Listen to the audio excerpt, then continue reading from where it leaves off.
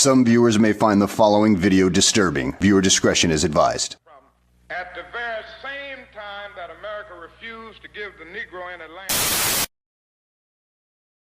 our government was giving away millions of acres of land in the West and the Midwest, which meant that it was willing to undergird its white peasants from Europe with an economic floor. But not only did they give the land, they built land-grant colleges with government money to teach them how to farm. Not only that, they provided county agents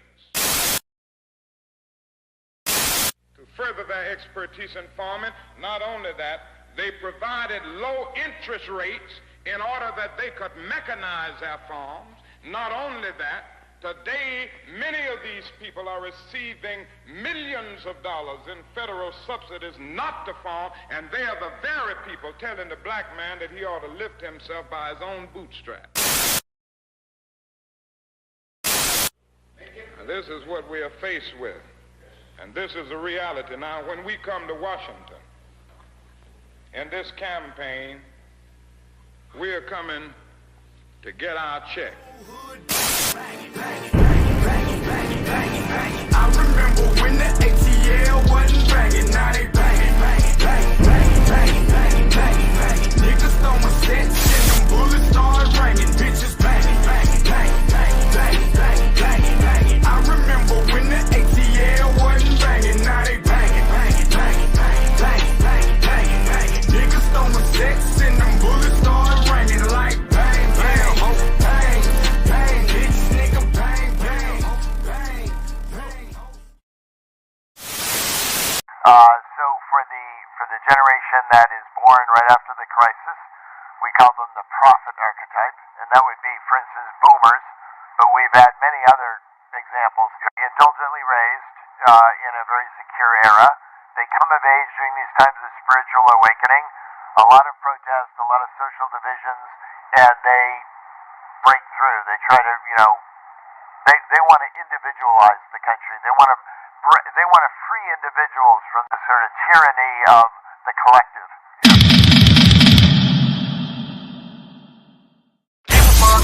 Give a fuck.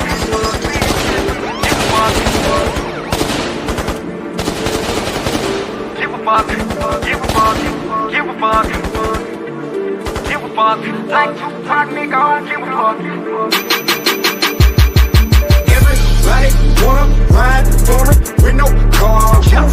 Make a lot of money, live life like the stars do. If you do what they do, then what kind of king are you? Don't let money change you for the bad. Do what God's do.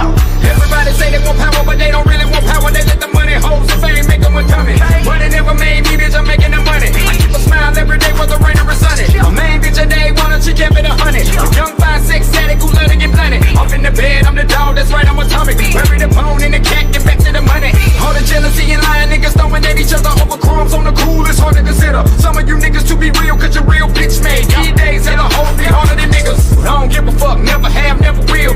Real niggas really scared to tell it like it is. So many heartbreaks, hella blood, sweat, and tears over game. Now this is how I feel, tell them I don't give a fuck. I don't give a fuck. Like Tupac, nigga, I don't give a fuck. Niggas hating on the low, I don't give a fuck. I'ma get more money, more, I don't give a fuck. I don't give a fuck. I don't give a fuck. Like Too Short, nigga, I don't give a fuck. You can fuck my bitch, I don't give a fuck. I can get another one, I'm rich and I don't give a fuck. Tell them I don't give a fuck. Beat it with the microphone, I'm a flame spitter. Was a peacemaker, now a menace like the cane, nigga. Haters and you homo thugs fucking up the game, nigga. We were never in the same class, you a lame, nigga. I don't got time to be dissing a nigga who ain't worth a penny, cause mentally I'm too above for dissing the fake. On top of that, I'm a player, the player hating that's never been in my blood, nigga. That's ammunition for hate.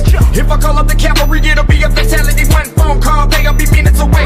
Better make peace with your creator, cause on the cool, I don't think you wanna perish a cent of the day. Money on the mind, vision on the prize. Look into my eyes, you will see the devil is a lie. Real warriors of God live eternally, and if you know the definition, baby, I will never die. Finally got the key of life. If you listen to my new shit, I got the blueprint to set the street afire. The majority of niggas in the game ain't fucking with the method of business that we apply. I don't give a fuck. I don't give a fuck. Like Tupac, nigga, I don't give a fuck. Niggas hating on the low, I don't give a fuck. I'ma get more money, more, I don't give a fuck.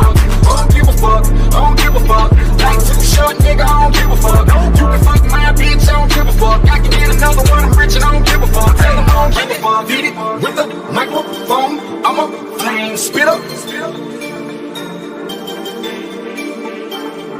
Haters and you homo thugs fucking up the game, nigga. You a lame nigga. Give a fuck, give a fuck, give a fuck, give a fuck, give a fuck, give a fuck. Give a fuck, I don't give a fuck, I don't give a fuck, give a fuck.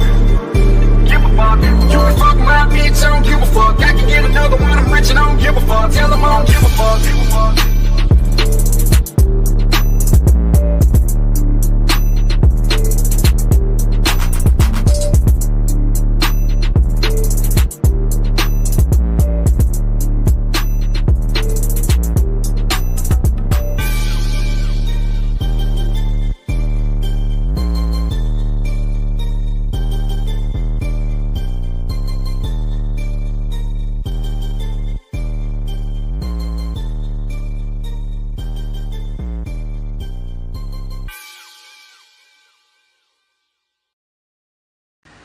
Yeah, about to have me some Duckton. Where the f? What the heck? Where did he go? I had my mouth. What the f? He's sleeping now. Because they want to get him good and strong. So a little before debate time, he gets a shot in the ass. First things first, in this lame duck session. My administration has accomplished more than almost any administration in the history of our country. America's so true.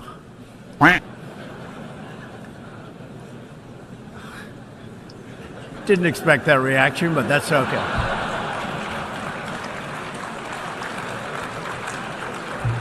Ladies and gentlemen, we got him.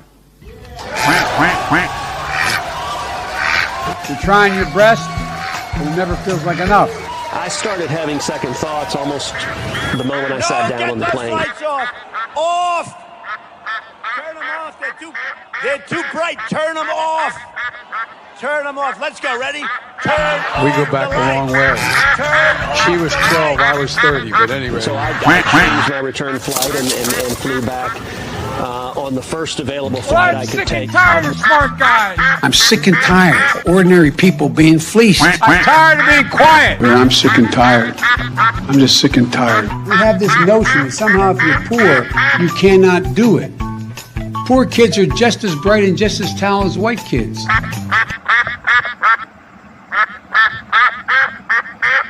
With great power comes great responsibility. You want to see a bird graveyard? You just go. Take a look. A bird graveyard? Go under a windmill someday. You'll see more birds than you've ever seen ever in your life. Tonight, we find out who is this week's Trash Bag Human of the Week in tonight's Lame Duck. TFP presents the Lame Duck Session.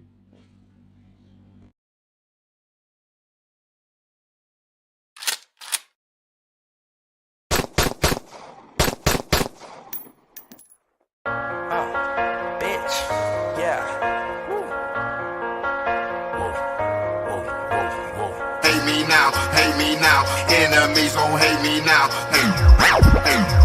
Enemies gon' hate me now, hate me now, enemies gon' hate me now.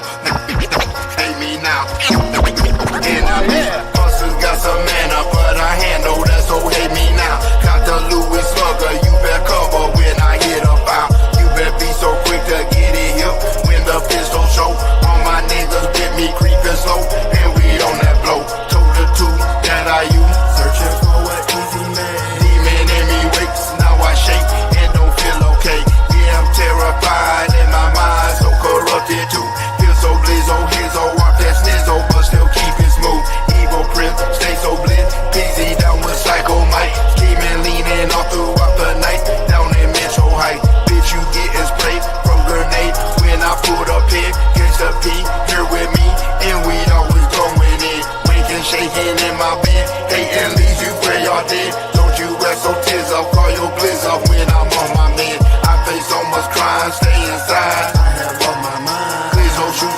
his on, saying you his on, get your mids on right. Enemy so close to me, especially gon' hate me now. Motivated jealousy, but still I elevate somehow. Violent face all in my space, deep inside you hating me.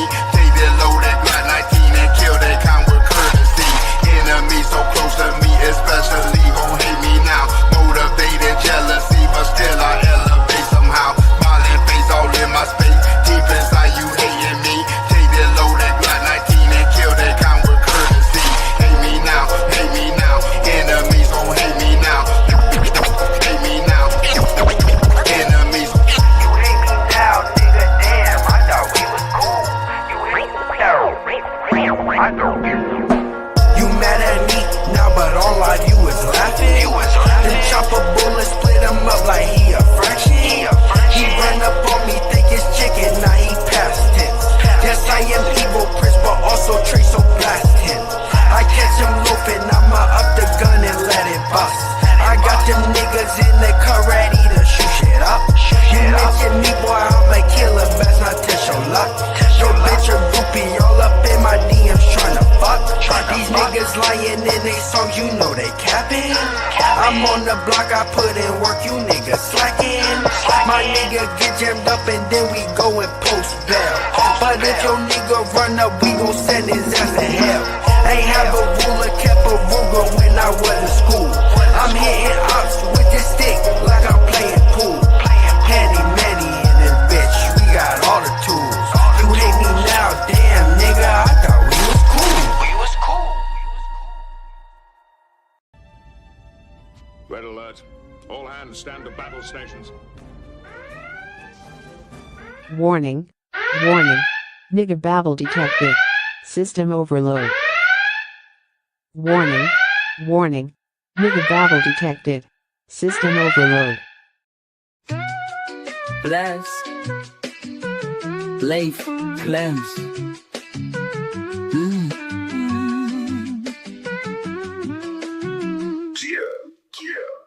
Cat in the building with the tape fist tight. Ricardo on the mic, yeah, he's spitting that fight. Mike is right with the vision so clear. Political prophet dropping truth in your ear.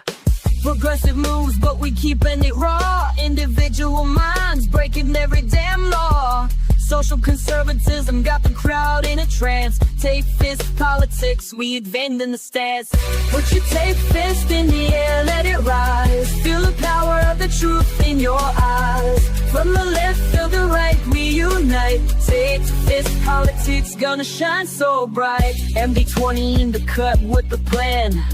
Building up the movement with a taped up hand. Progressive dreams in a conservative frame. Individual voices calling out every name.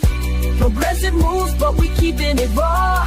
Individual minds breaking every damn law. Social conservatism got the crowd in a trance. Tape fist politics, we advance in the stance. Put your tape fist in the air, let it rise. Feel the power of the truth in your eyes.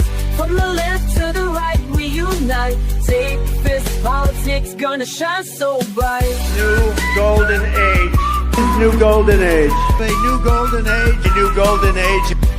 In the councils of government, we must guard against the acquisition of unwarranted influence, whether sought or unsought, by the military-industrial complex.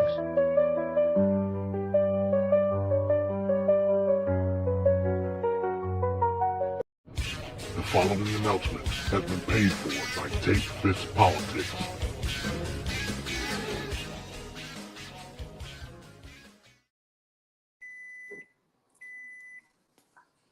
Peace. What's going on? What's happening? Back again, TFP, Tape Fist Politics. Late but still great, I guess, is Bancat. Well, let me say this real quick before we start. How am I late? Like I said, man, you just like a nigga. As soon as the sign get flipped and say we open for business, here you come walking through the damn door. Let me say this real quick. See, and this goes back to saying that you got TDS. You spend all day long with a barrage of posts on the group chat. That's berating our president, Donald Trump. Yes. But when it's go time, I don't hear from you like at all, and let me know. Hey, kiss my ass, or I Oh, ain't gonna be able to stop make it. it tonight. None of that. Oh, because I've been hustling and bustling. It's true. I've been hustling and bustling, man. No, I'm just playing with. Hey, shout out. Hey, Tafis Politics, we back, man. What is this? Yep. Episode 11. Yep. Shout out to my co-host Vancat and Ricardo. What's up? What's going You on? live in the building. Hey, ain't nothing but a chicken wing, man. So, this was a highly anticipated show. We've been planning on doing this show practically for months now. Skynet, living in the age of AI. I got two videos we're gonna focus on. Basically breaking down some of our main gripes or main concerns with the issue at hand. But first and foremost, I want to get a floor to Ricardo. I want him to give his take on the video, the little teaser tidbit that me and Vancat did last week on the show, and give us your thoughts on that and what you feel about the video. I think it was a well done video. First and foremost, we talked about that. Me and Vancat did last week. It was well orchestrated. I liked the way it was done. It was pronounced, But I'm gonna since you weren't there, I'm gonna let you give your thoughts before we kick off the show. All right, so it's my time to go. Yeah, go ahead. Yeah, man. I remember watching the video, watching that video with the AI. Whatever that thing was, like it was speaking like a voice activated female, but really and truly was artificial intelligence.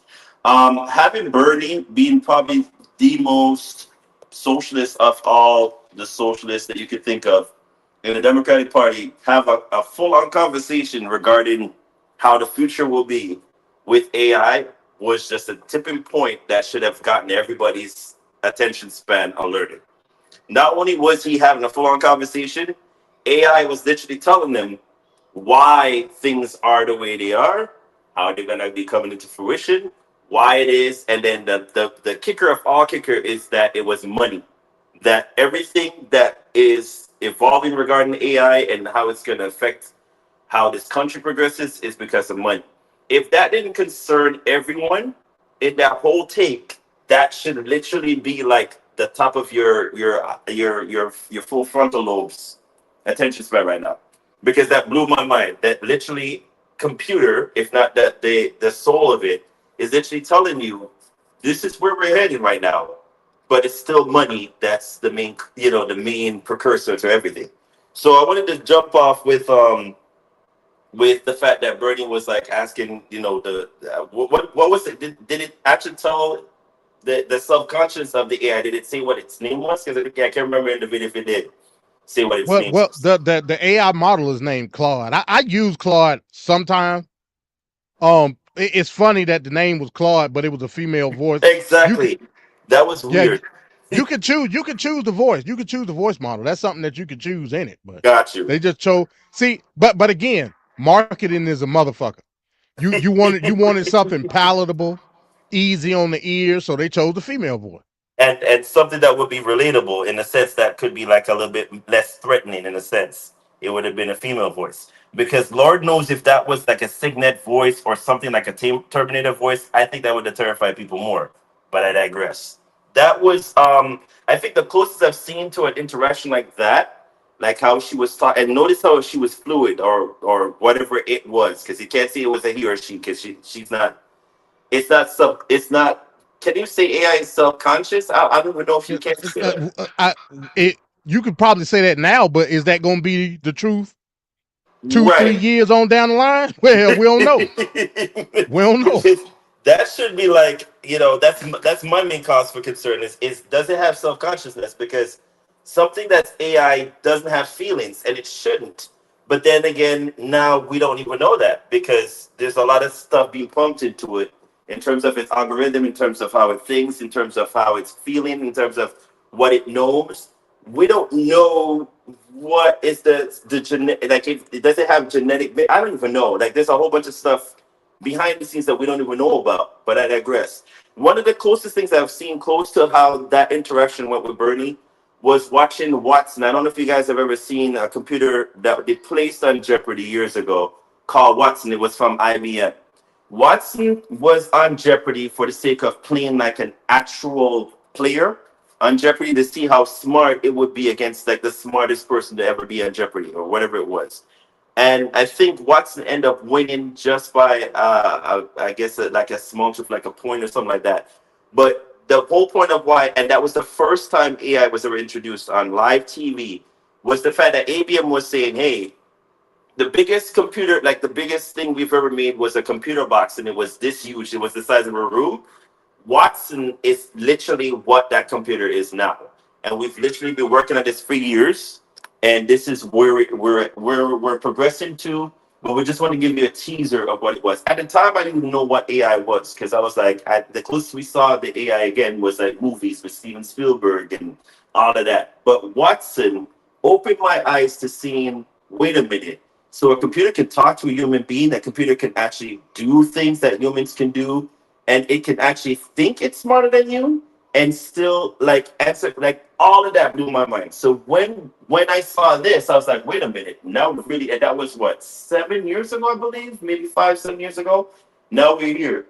When Bernie asked the it, or I don't even know if I could say if it's a male or female again, it's a it, what this is, and like in the self-consciousness of blah blah blah, and there's a lot of social issues in this world, and why is it that this thing literally was like answering like, as if it was like a professor. Did you guys get that feeling from that whole interaction? Like it was like, hey, this is why we're doing this, and Godfrey flow is so and so. And I was like, wait a minute.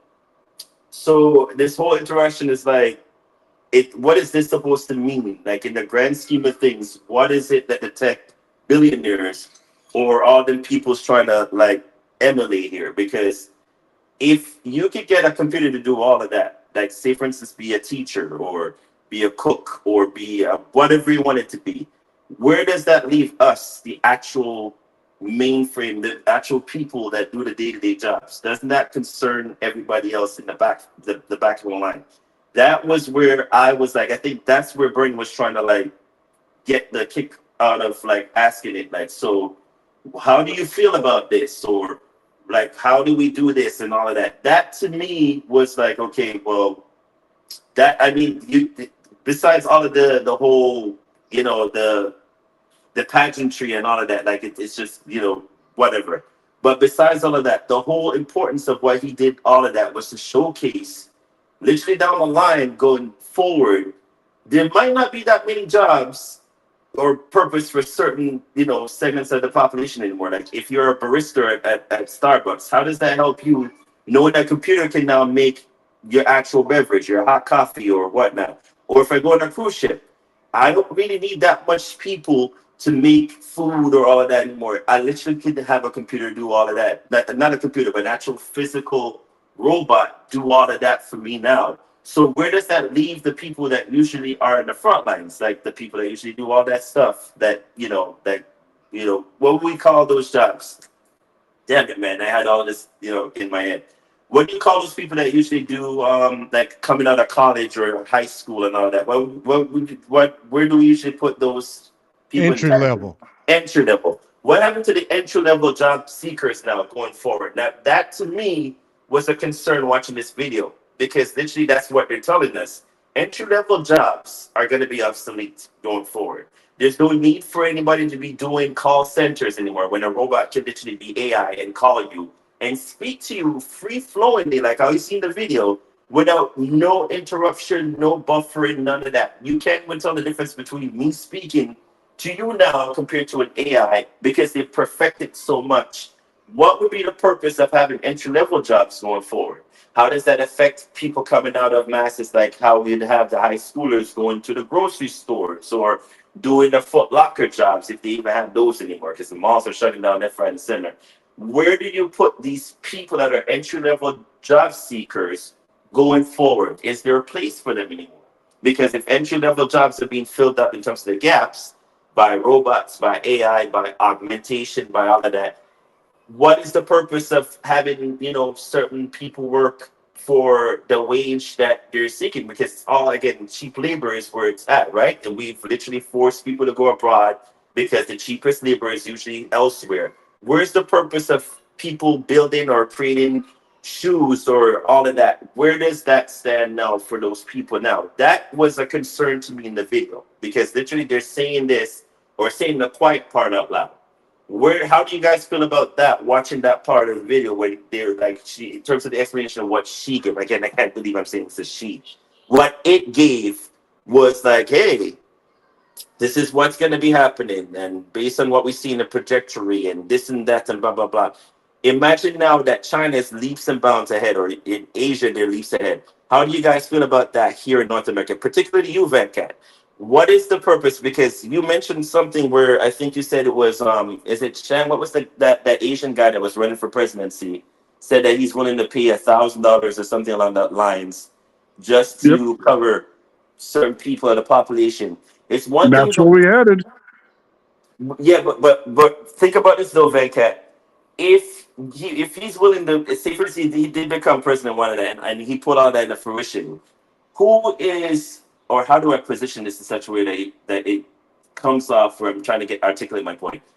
Who is in control? Because if you're willing to pay people or the population, a certain segmentation of the population to not work and still get funnels of funds, again, MD will say we're in a capitalistic, society and money is important, all of that. But who is in control here? Because that's my concern here going forward. Who is in control? Yes, you could pay people to sit at home and not do nothing. If that's what he was, Yang. I think his name was Yang, right? I could be wrong. Yang was saying that he could pay, or they could get these companies to pay the segment of the population to not work and blah blah blah. But what control do they have with you not working anymore? I think that's what I was trying to get from what he was saying from when he was doing that whole, his proposition going forward with that. Like, what was your take on that, Venkat? Because based on what I'm seeing with the entry level jobs of what that thing said, I don't think there's a purpose for entry level going forward if an AI, a computer, a robot, or anything that is augmented can do it literally without it being expensive. What's your take on that? Because that's one of the things that I wanted to bring to y'all attention. But I need to hear from Venkat and from you, MD, from the capitalistic point of view of that, in terms of what it was stated in the video. Well, real quick, because before Venkat answer that question, I want to like keep on charge of what the actual topic was in the conversation. They were talking about privacy. Okay. And what was it sustainable, and did it garner regulations as a stopgap between? And we all know the answer to that, though. Well, do we? We all, but I mean, come on, MD, you know the answer to that one. Because I don't have $1 billion and I'm not pushing AI. I'm a consumer, so I mean, yeah, I could say I know the answer, but what does that say? So in the essence of what was being talked about, I'm looking at it from the perspective of almost a sense of being omnipotent. Well, not that ain't the right word. Omniscient, right? In the terms of having a network that's basically all knowing versus an ethical standard of what's right and what's wrong from a societal sense, right? AI in and of itself is a great thing to me. I don't, you know what I'm saying? Like it could change the world. But you asked a poignant question though. Who controls what? Like who holds the power? Me, I look at it from the standpoint of if the AI is the one being fed, the AI controls. That's why I named this show aptly Skynet. You know what I'm saying? Because if we're gonna talk about it throughout the duration of the show, we have a system now that's constantly feeding the machine, like quite literally. You know what I'm saying? So if you look at it just, and I don't want to get like metaphysical or spooky dooky and no shit like that. But what I'm saying is we have a thing now. Like you said, you can't call it a he or she. I mean, that's subjective in and of itself. But we have this thing now that's constantly being fed to the point where it's changing the very aspect of our lives. But go ahead, Venkat. I don't know. Couple things like, so when we pay the citizens in the United States, Ricardo is saying stay home and do nothing. I look at it differently. I look at it as you pay the citizens of the United States because the economy has to go. And if people have no money at all, which these AI technology that we have coming and that will be in the future is going to completely strip away. You see, people are thinking very small, and they're thinking in stereotypical and really selfish ways. Everybody believes, oh, AI coming is going to hit like the lady ordering a hamburger, and you got your little screen and you touch. I think that's great. It eliminates user error, and you can get precisely what you need. I'm not worried about that. And then, like in the back, they're making the food and all that stuff. I'm almost not even mad at that either. But when they get it at those lower levels, it doesn't stop. It keeps going and going, because physical work, that's hard. Even though we as a society, or this country in general, like to underpay hard work, which is ridiculous. Because if it was easy, I mean, why are we reducing the amount of money that a person makes doing undesirable hard labor? Nobody wants to do that. So just the fact that nobody wants to do it, but it needs to be done, that should have a certain price. But we don't want to do that. So if they take away those jobs with machines, you think that the next level up and the next level up from there, which are not very, I mean, let's be real, those aren't as hard. You may say, oh, it takes more skill or education, but computers have already proven that thinking and processing, no human being can outdo a machine to do that. So that's going to be the natural progression. So now whoever owns the machines owns the money and how the money is distributed. So now you have politicians and policies and government and all that stuff. We gotta, because I always say government has to set the rules that society plays under. So we have a lot of old ass geezers in government right now. They don't understand nothing. Every time you see these CEOs from Facebook and Google go on the Hill and they start talking, these politicians look goofy in the face. They don't know what the hell they're talking about. But they got to get caught up to speed. So we need people that understands this stuff, and we got to get ahead of what it means. You see, they had a strike with the actors, and everybody that was not an actor said, that's not my problem. I don't care. Because of AI and all these other issues. But every issue eventually will get to you. Just because it's not in your field, just because it's not in your industry at that moment, doesn't mean you're not going to feel it. So that's kind of sad that people don't understand that. I mean, we've been through this before. You give up an inch and now you lost a foot, literally. So all I'm saying is that it doesn't stay at the low rate that you think. It's not Chuck E. Cheese and McDonald's workers that are getting hurt. It's going to eventually be the people above that and above that and above that. And even the higher bosses will get a piece of it. So we have to have legislation, and we have to map out exactly what it means. What are the guardrails? What are the walls that we're putting around certain lines that they can't cross? And we have to define that, and we have to understand what it is, because the rules are just changing by the minute, and nobody seems to care until it's too late when it affects them. And that's really some sucker stuff right there. But there's a deeper conversation here. It's a bigger issue. And we're looking at it from a very small perspective and not seeing the biggest danger. So when you give people in this society money, they go out in the economy and they spend it. And the people that are selling the goods and services using the AIs and machines, they stand to make a lot of money from it. So how are the money getting distributed so people can go out in the economy and spend it? And who controls how much who gets? Do certain groups, certain skin colors, certain ethnic groups, certain heights, certain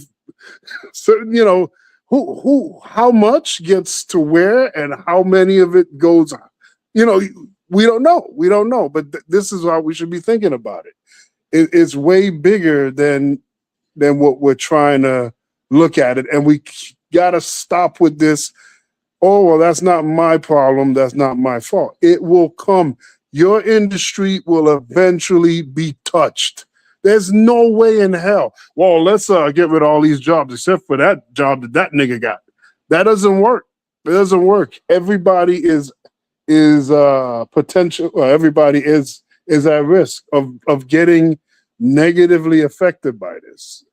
Now, the other thing too, Elon Musk and other people in the tech industry, they're saying, "Hey, we're on board with giving out like some sort of a payout or wage because of the AI movement right now taking away jobs." But now we know traditionally Elon Musk and these others, they're not for the working class. They're not for workers. So is there a hidden agenda here, or is there something more nefarious behind those words? AOC and other progressives, their spider senses are going off. Why is he pushing this? Why are these tech guys pushing it? Go ahead. Hold up, man, Cat. So I'm trying to figure out what's the difference between Andrew Yang saying it and Elon Musk saying it. It's a huge difference.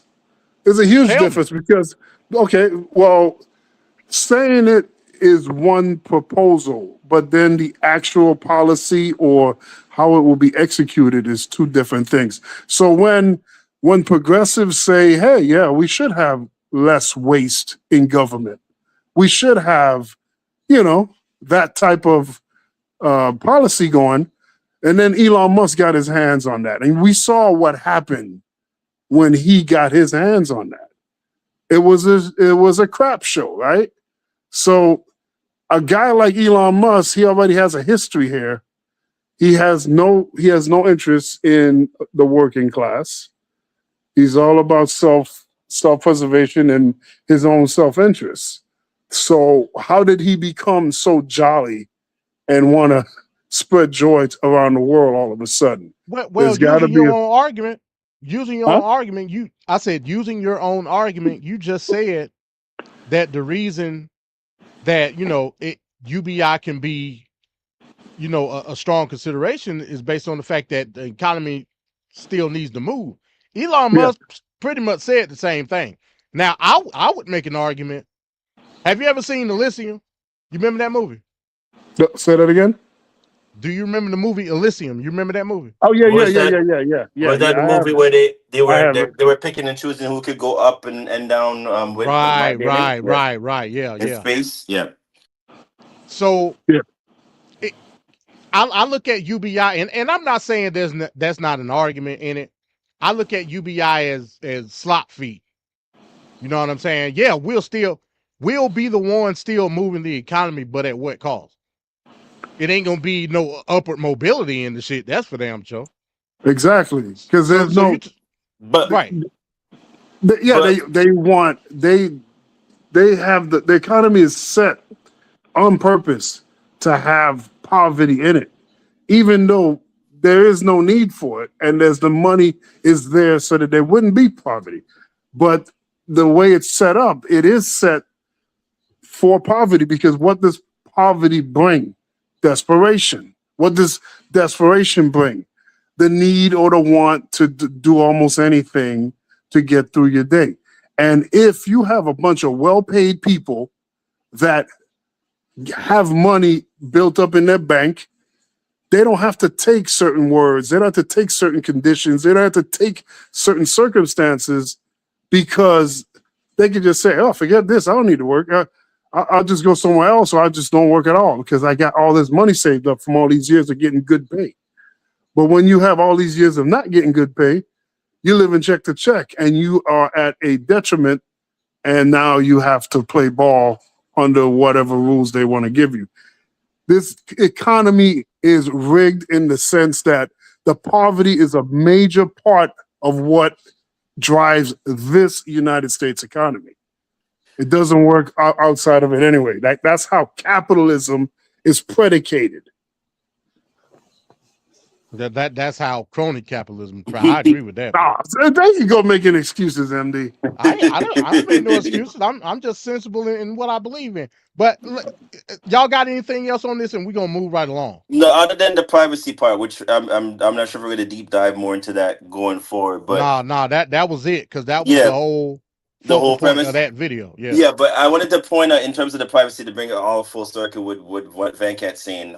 How does that differentiate in terms of how Elon was saying that he has the right to discriminate against whoever he wants to, based on the fact, because then you have to add that into the AI centricity of all of this. If you're gonna then say, oh, well, then I have the right to then say black people should not be such and such going forward. That then makes me concerned, because then I'm like, if I'm applying for a job and I put I'm African American or black or whatever you want to put on that thing at the because I never answer that ethnicity crap. It's none of your business, none of your concern. So I never usually answer it. I just put no, whatever the thing is there. So wouldn't that make you automatically? Oh, that's a nigga. No, not necessarily. If you didn't answer it, but remember, but my name could come off as Hispanic because, again, I have a Ricardo, so they don't know. So when they see me, they're like, "Oh, but you're black." Yes, baby. I mean, don't we have black people who are Hispanic? So it throws them off every time because I never answer it. But that's my concern, is that when you go forward for like certain things, who's to say when Elon goes, okay, well, when it comes to this, I don't have to pick a nigga. I don't have to pick somebody who sounds black. I have the right to discriminate.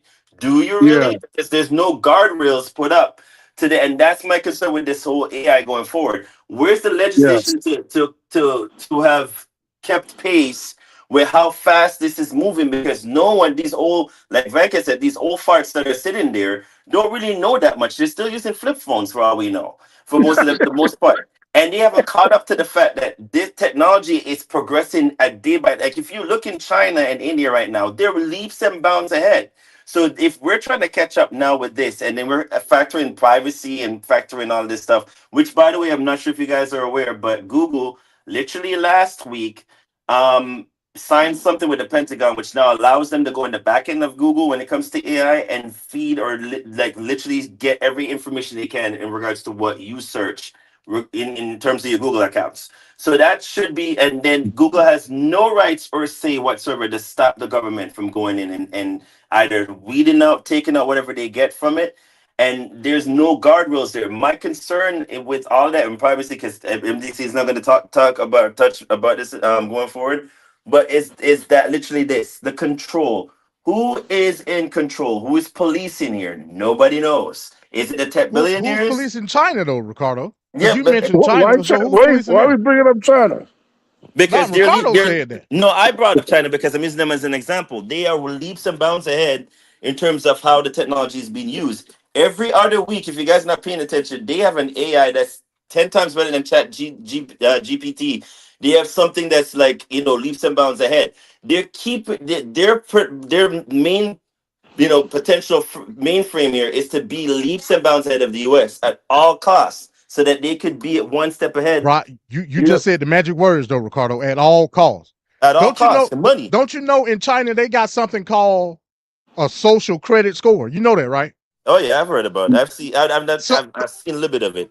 So they use AI in social credit score. So you just said, now I'm going off your logic.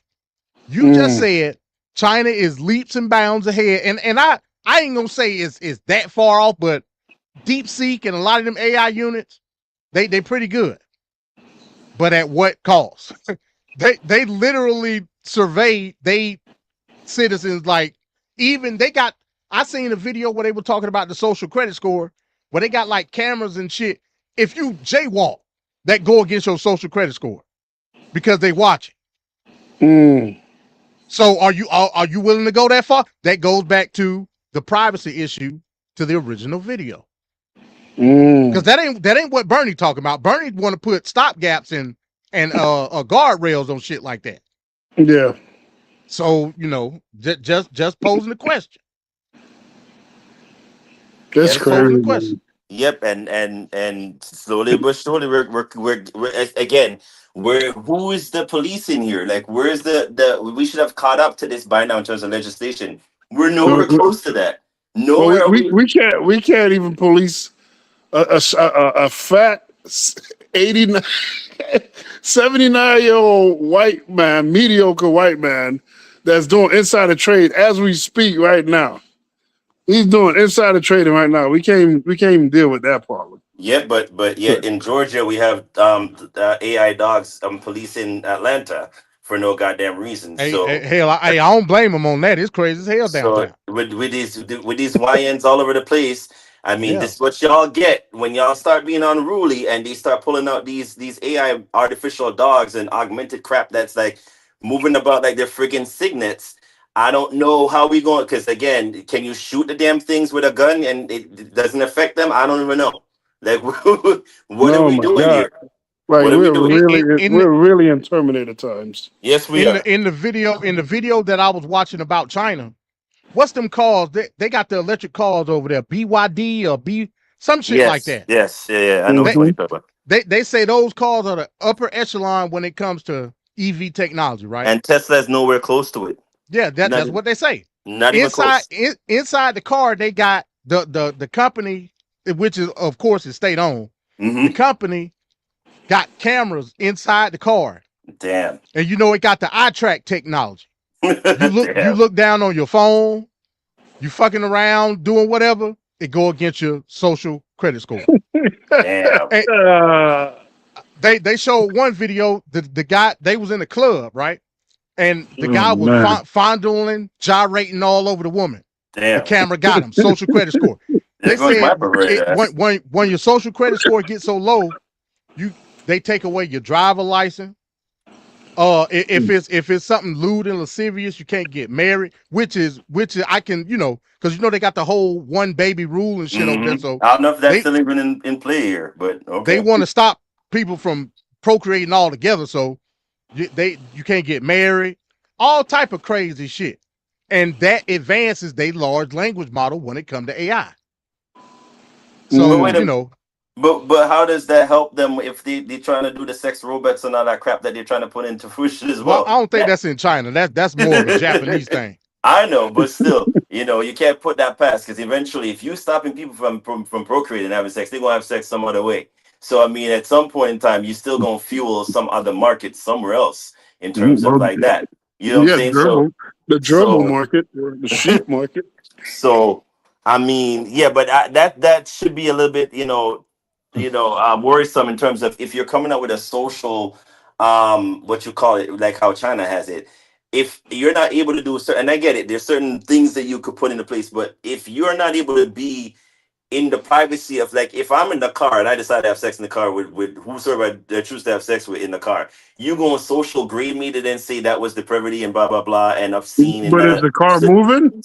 But that's the other thing. How do we go by the technicality here? Is the car so the car is in place and it's not moving, and I decide to be humping and it's going up and down? You're gonna then say you gonna give me a social score of like 0 because you were humping in the car, and as a human being I'm entitled to do that, but then it's obscene and I shouldn't be doing that in God knows whatever fetish I have, and I can't do that in public or whatnot. You're gonna strike me down for that, so therefore I will never be able to marry. I will never be able to do such and such. I will be blacklisted. I'll be doing such and such, blah blah blah. That to me is a bridge too far, if you get my drift. But then again, we think this way because we have the freedom and liberties to do that for now. There you go. For now. So, all right, we gonna leave that portion right there because we got a lot to cover tonight. We're gonna move right along. Before we get into the leading story, I gotta talk about this first. I would be remiss not to do it. So let me bring this up real quick. And all this just dropped, of course, this morning. Supreme Court? Yes, sir. Mm-hmm. Oh, yeah, that's crazy. This is an article from Politico. Let me pull it up on my screen. Oh, hell. Not them getting them D tonight. Can you see my screen? Because I can't see it. AI got MD. We see I see your font moving, but we don't see nothing in the screen. It got bigger. It says sharing. Oh, hell. Try it again. Try it again. There we go with the crazy shit. All right, let me. Yeah, you got it. You got it, MD. Now it's up. Yep. All right, so this is from Politico. This just came down this morning. Supreme Court limits Voting Rights Act in a 6-3 ruling, which is, straight down the line by partisan. The justices narrow how a key provision of the Voting Rights Act can be enforced. Now again, time and time again, I tell y'all why I am the political prophet amongst men. What you about to say, Ricardo? No, I was gonna say, to the average person that doesn't know what all this means, can you dumb this down so they could understand what this precedent sets going forward? Well, I know I can't dumb it down because I've been saying this for years now. It goes along the line of the same shit I've been saying. So, just reading the top line here, the Supreme Court significantly narrowed a key provision of the Voting Rights Act in a 6-3 ruling Wednesday, further eroding the impact of the landmark civil rights era law. For decades now, talking about Section 2, and we've discussed this here before on TSP. Section 2, a provision that broadly outlawed discrimination in voting on the basis of race. Matter of fact, we just talked about this last week. Me and you did, Venkat. Talking about the same case in Alabama, which reference here in the I'm the political prophet amongst men. It is what it is, folks. Usually when I say something, just believe it's coming down. It's coming down, and it's gonna come down in the way that I see through my rhetoric. But it says has been interpreted to allow. Now check this out. And sometimes demand the use of race conscious. Did we not talk last week, Venkat? That I was saying that historically, redistricting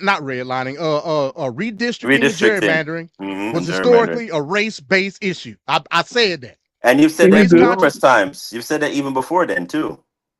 Now check this out. It says race-conscious data in redistricting. So basically what happened was, if don't nobody know, if I could try to put it in layman's terms like Ricardo said, in Louisiana as well as in Alabama, a case that we've referenced here on TLP, where they were trying to do redistricting, and a civil rights group came and challenged it.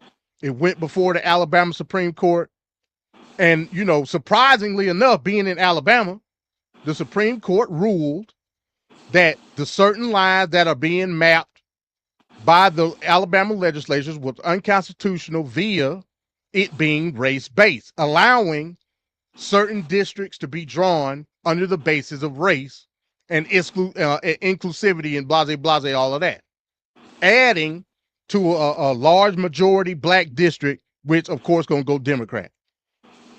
Another group countered that and took it all the way to the Supreme Court.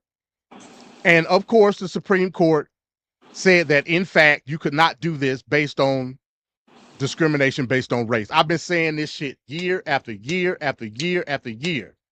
You cannot do anything when it comes to government on the basis of race. But now I watched Mark Elias from Democracy Docket today. I watched several mainstream videos trying to counter that argument still based on race. When are we going to learn? Okay, government is a game, politics is how you play it. The rules of the game say you can't do shit based on race. So logically speaking, my mind would go to, okay, my goal is to still have some type of race conscious ideology, but I can't use race. Let me think of other ways to do it. For whatever reason, Democrats don't want to do it. When I say no to black, I'm not saying that to like erase myself. That ain't what I mean. When I say no to black, is for this very reason right here. This very reason. It is very convenient though that the racists are telling you can't do race. I'm not denying that, Venkat, but that's not the point. I ain't denying that. Yeah. But you must play the game. I get that for sure. You can't dilly dally around and bullshit and tip through the tulips all day long. You can't do it because now, you see, and this goes to my next article that I want to get to. Because with that being said, guess what else happened today? Under that same line, and shout out to Ricardo and shout out to Van Cat, because in that same regard, lo and behold, DeSantis officially going forward with his redistricting. You sure is that bastard. This is a Hill article right here. Like I said, I'm not denying what you said, Van Cat. Of course, it's all meticulously played under nefarious means. I can't dispute that. But the fact still remains. Florida GOP legislature sends new House map netting party up to 4 seats to DeSantis for signature. All he got to do is sign it. And the Democratic Party in Florida is basically kaput. I don't know what y'all gonna do down there. Well, it's funny because all these people that just didn't want to vote, well, now they're not even satisfied with you feeling that way because you could change your mind. They making it that you can't vote. So the black vote is being diluted and being less potent every day passing. And like by the time they get it, it's already game over, man. Yeah. Yeah, the GOP-controlled Florida legislature passed a new set of Republican-favorite congressional lines. Proposed by who? Florida's Governor Ron DeSantis. Yep. On Wednesday, as state lawmakers, check this out, look to fast-track a new House map as the midterms approach. They're trying to do this shit as soon as possible. Of course they are. Because they got the green light this morning. But that shit could backfire in any case too. So I hope you know if you're stepping into it. I hope you know what you're stepping into because this can backfire. I wonder if they could bring the Supreme Court into this. If SCOTUS could get their say in what they're doing, because if who's to say other states won't fall along in terms of the same category? And again, you could still lose for November. But I digress. You know what you're doing. But you lost your case though. What you gonna bring to the Supreme Court? The Supreme Court already done said, look, you can't do nothing based on race, whether it's a go or a counter. So what's the counter gonna be to a Republican advocacy group to bring to the Supreme Court? Because they told you can't do it off of race. You can't go to the Supreme Court and say, hey, look, we look at these new redistricting maps as unconstitutional based on discrimination of race. They just told you that ain't legit. They just told you you're gonna have to have a damn good art. But how you gonna argue it? So in one of the maps that I saw, I forgot what state it was. They were saying that they only had one black district, one predominantly black district, and there's probably 20 or 30 districts overall. And there was only one. And with the redistricting of the map, now it's 0. So how can race not be an issue? Huh? There you go. You falling into the trap, Van Cat. See, I wouldn't want you to be my counsel in my Supreme Court case. We've been unlost. Oh, come on. We've been unlost, man. I'd be like, damn it, Van Cat, I told you not to bring that up. And you did it anyway. We lost. Yeah, but I'm just saying you can't get around that. Okay, if it was equal or slightly higher or lower, then maybe you have a point. But when the disparity is so vast, we're talking one district. You said disparity. Simplified disparity. What do you mean by that? Disparity. The ratio is dwarfed as far as the black districts versus all the other, well, let's just say white districts. It's a significant difference. So what you're telling me is that you would argue that because of the racial disparity in said district, there should be an inclusive majority. It don't matter what race it is, race-centered district. Is that what you're telling me? Not okay. I'm telling you that there's got to be a problem if you have one and then they redraw the map and you have zero. That's a problem because that in itself is attacking a specific group. And last time I checked, you have you can't be profiled or attacked for your race, color, creed, sexuality, so on and so forth. So if a particular how are you gonna group, argue that though? Is what I'm trying to find out. How you gonna argue that in a court of law? That's easy because if you have one and they did an action that made it less than where you started, that is a intent. That is a clear intent to eliminate or reduce a particular group. They think they're smart with this whole thing about you can't bring up race. The racists telling us you can't bring up race, but your actions always show your intent. It's not you can't hide it. You can never hide it. If I have 4 and you did something and I have 1, that action you did negatively impact my group. So you still gotta. I mean, it's right there in plain sight. It's not something that it's like a big gotcha or whatever. The thing that pisses me off is that we're in this position. We got an illegitimate friggin' Supreme Court, which I believe those bastards are like, hey, every now and then let's throw them a bone so it looks like we're legit, and then we'll just do the big tentpole things like this, taking away, all the things that take away niggas' rights. Let's just go ahead and do that. And that's what we've been seeing. Every now and then the Supreme Court, they went against what Trump said, and they try to make it seem like something. And then a big thing like this drops, right? They gave Trump all that executive power that no president ever had. You can't do anything to him as long as he's in that seat. That dropped. That was like a big thing. And then they do like 1 or 2 like things that are like, oh wow, they surprised us by not going the obvious route of the GOP. And then they drop another one. So watch next. They're gonna do something, you'll be like, oh wow, they did something the Democrats wanted. And 1 or 2 will happen, and then something big will drop after that. Guaranteed.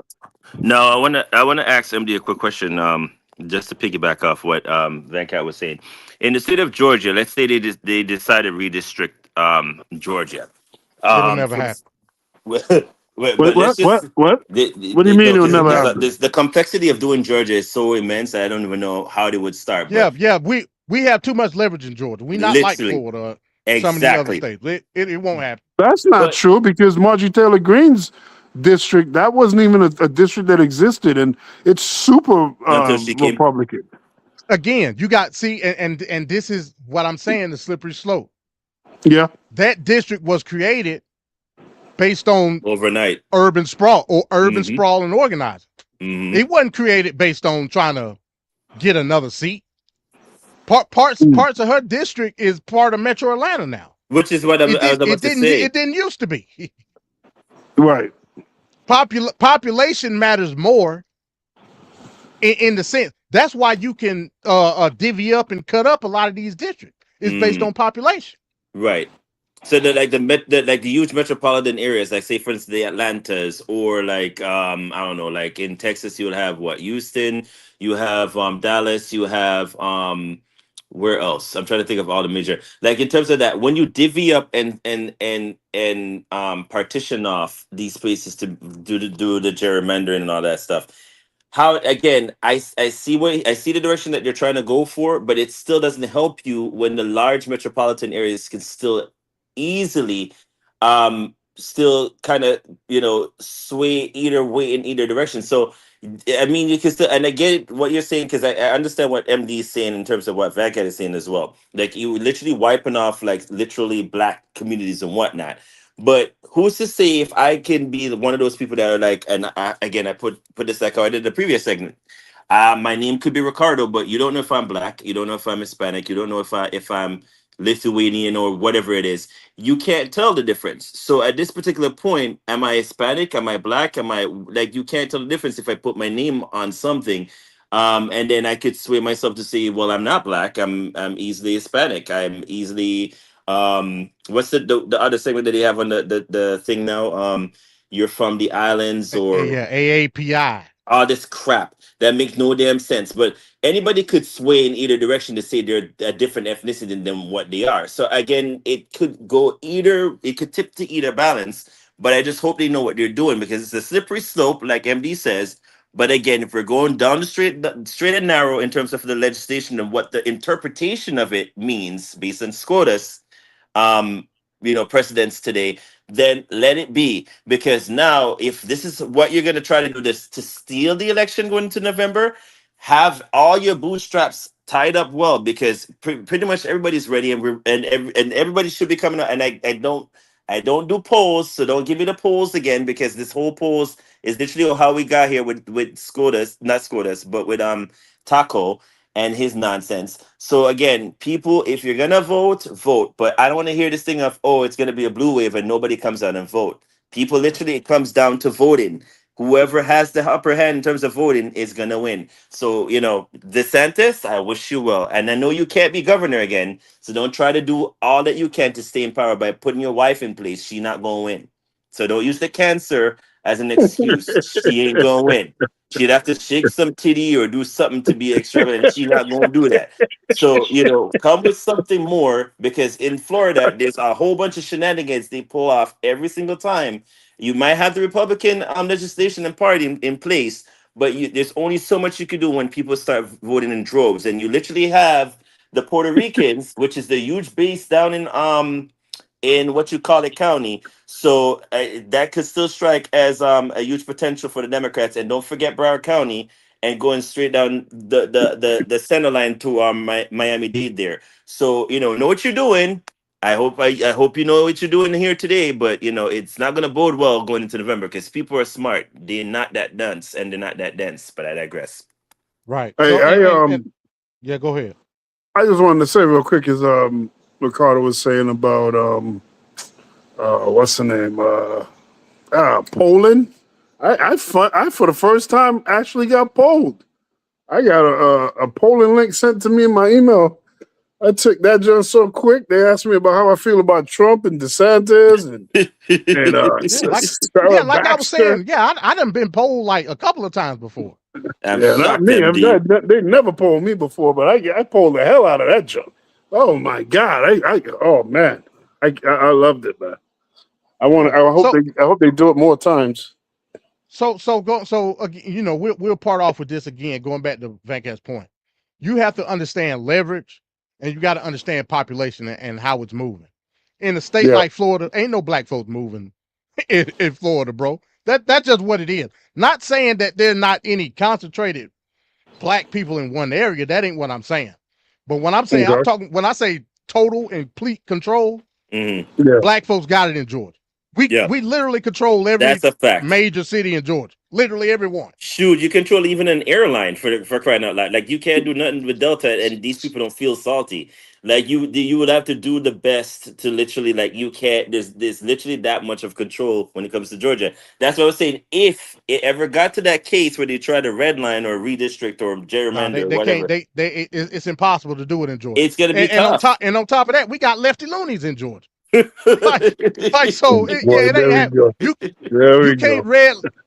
redistrict Metro Atlanta, bro. It's impossible. It's impossible. You can't redistrict Savannah. You can't redistrict Columbus, Augusta. None of them, bro. You can't do it. But we saw and it's that. not enough. It's not enough rednecks in the rural areas. That's true. Just ain't enough. But MD, we saw this with the election that Taco won the last time around, when it took a long time to actually even you said your mom was, when she was doing the whole like trying to vote and whatnot, that you saw certain things.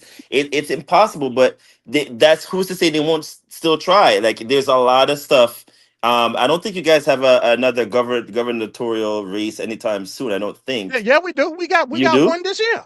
Oh, I Yeah, didn't even know that. I thought it was a long time coming. I didn't even know you had one this year. But yeah. it like is he gonna try to run again? Whatever his name is that's in No, place no, now. Brian Kemp is Yeah. over with. Oh, okay. So He right better be. now, He better be. and I'm gonna be completely honest with you. The overall aspect of what Brian Kemp was able to do, I liked it. Brian Kemp did a lot of But good shit in Georgia, and he but he was able to go. placated to Trump, and Yes, it that didn't was the work. issue. Yeah, that's It a didn't valid work. point. And I think he went underneath the radar because I think at one point his name was called during the election. I never heard nothing about him after that since. So he's managed to like really ride underneath the radar for quite a bit there, which I find very surprising because Georgia was out of the headlines. Other than with is it Letitia? No, Letitia was New York. What was the one that lady that You he was talking trying to about get? Keisha Lance Bottoms, He, who's running for governor, by the way. she's running. Okay, well, Yeah, yeah. in all honesty, she might be the Damn. front runner. I mean, Damn. For the but you know, Democrats? yeah, for the Okay. Democrats, yeah. All right. I But mean, but I mean, but yeah. no, but do you think she have a likely chance of winning the OMD? Because with the, I mean, there's a lot that came up with that case, and she with the bodyguard, and again, who she sleeps with is Oh, nobody's you talking business. about Fonnie Willis? Fonnie Willis ain't Yes. got shit to do with. Oh, okay, Yeah, okay. yeah. But Yeah. Keisha Lance Bottoms, she's running. The former Okay. mayor of Atlanta. Okay. She's running, and it looks like she might be the front runner. Me All right. personally, I would go with the former DeKalb County CEO, Thurman.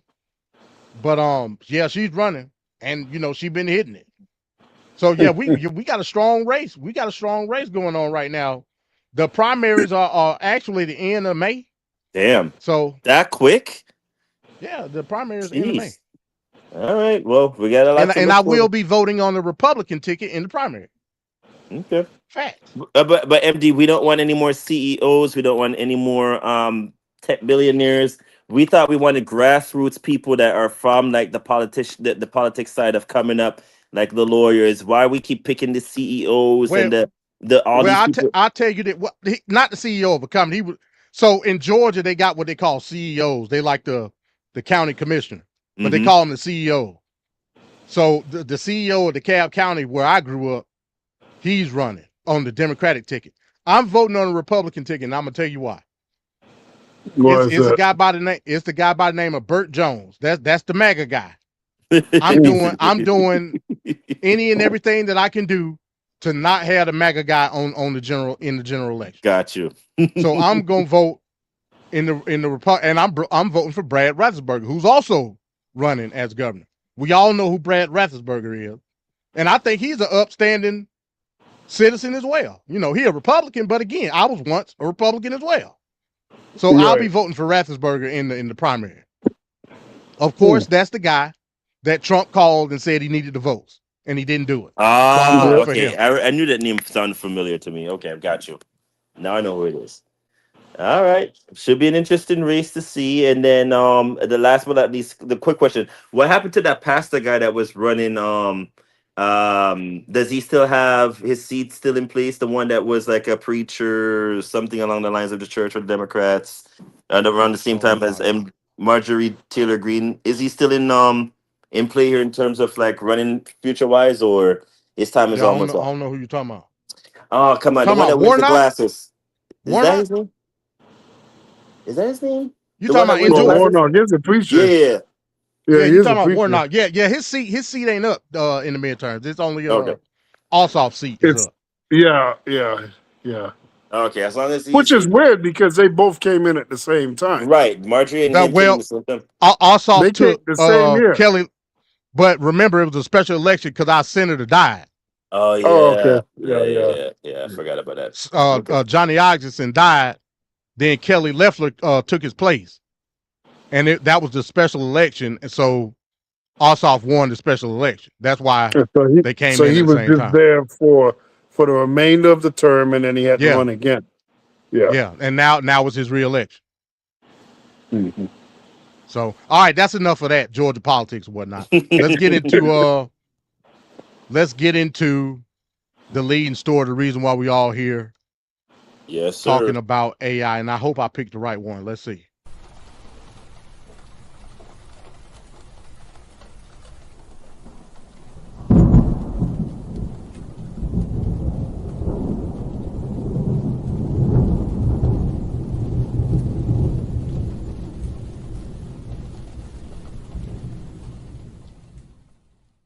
tech leaders from some of the country's biggest companies met with President Trump at the White House last night, promising hundreds of billions of dollars to accelerate artificial intelligence and the infrastructure to power it.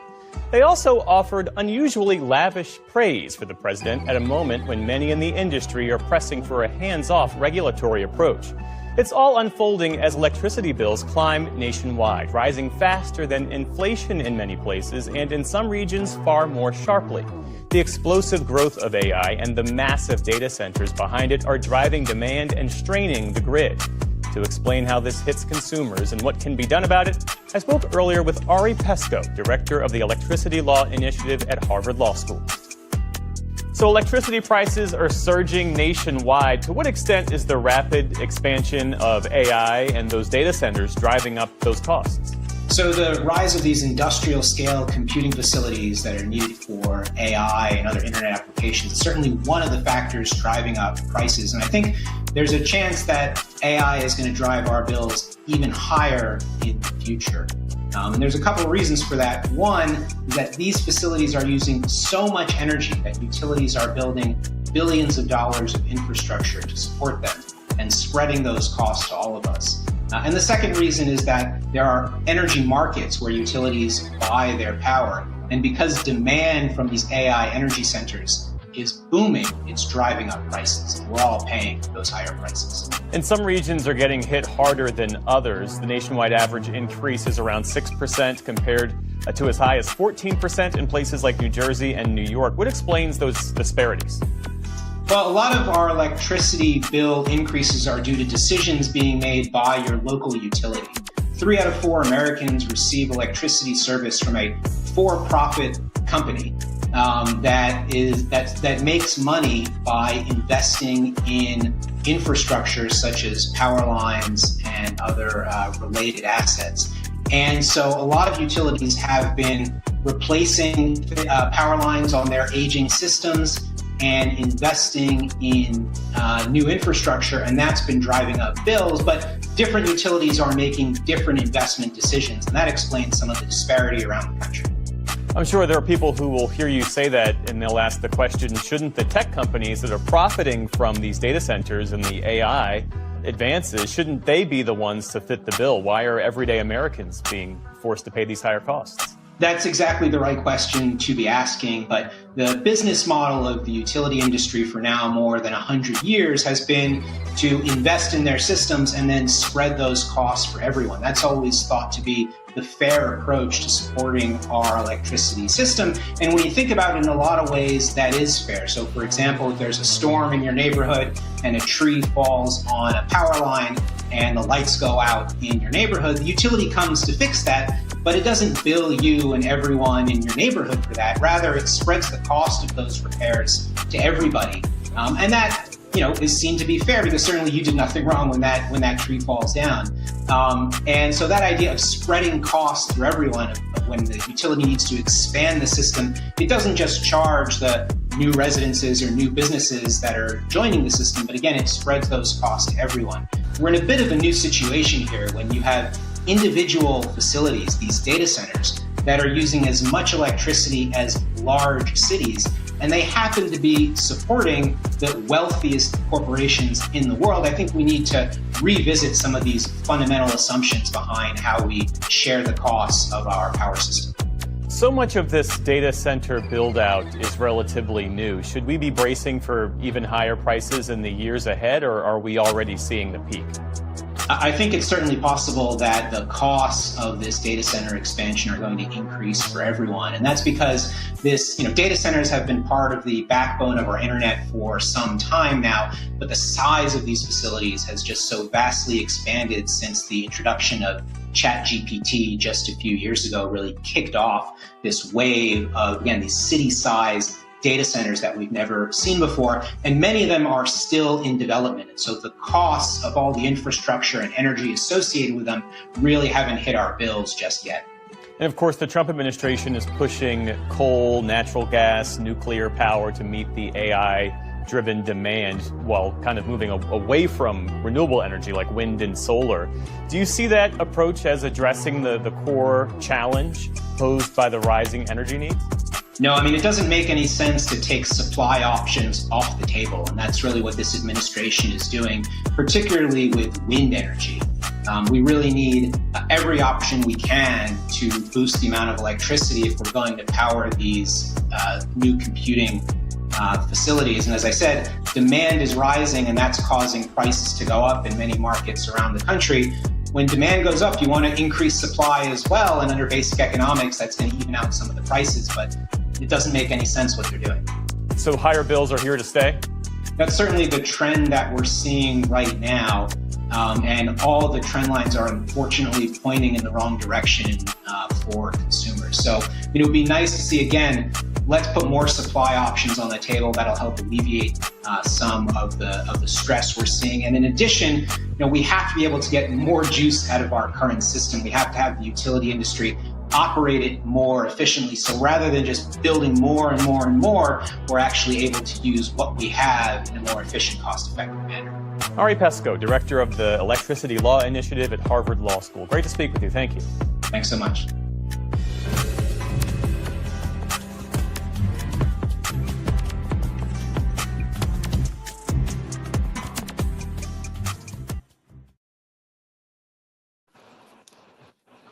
Okay. So that was a quick clip, real quick, talking about energy consumption, AI data centers, and how it's going to affect me and you.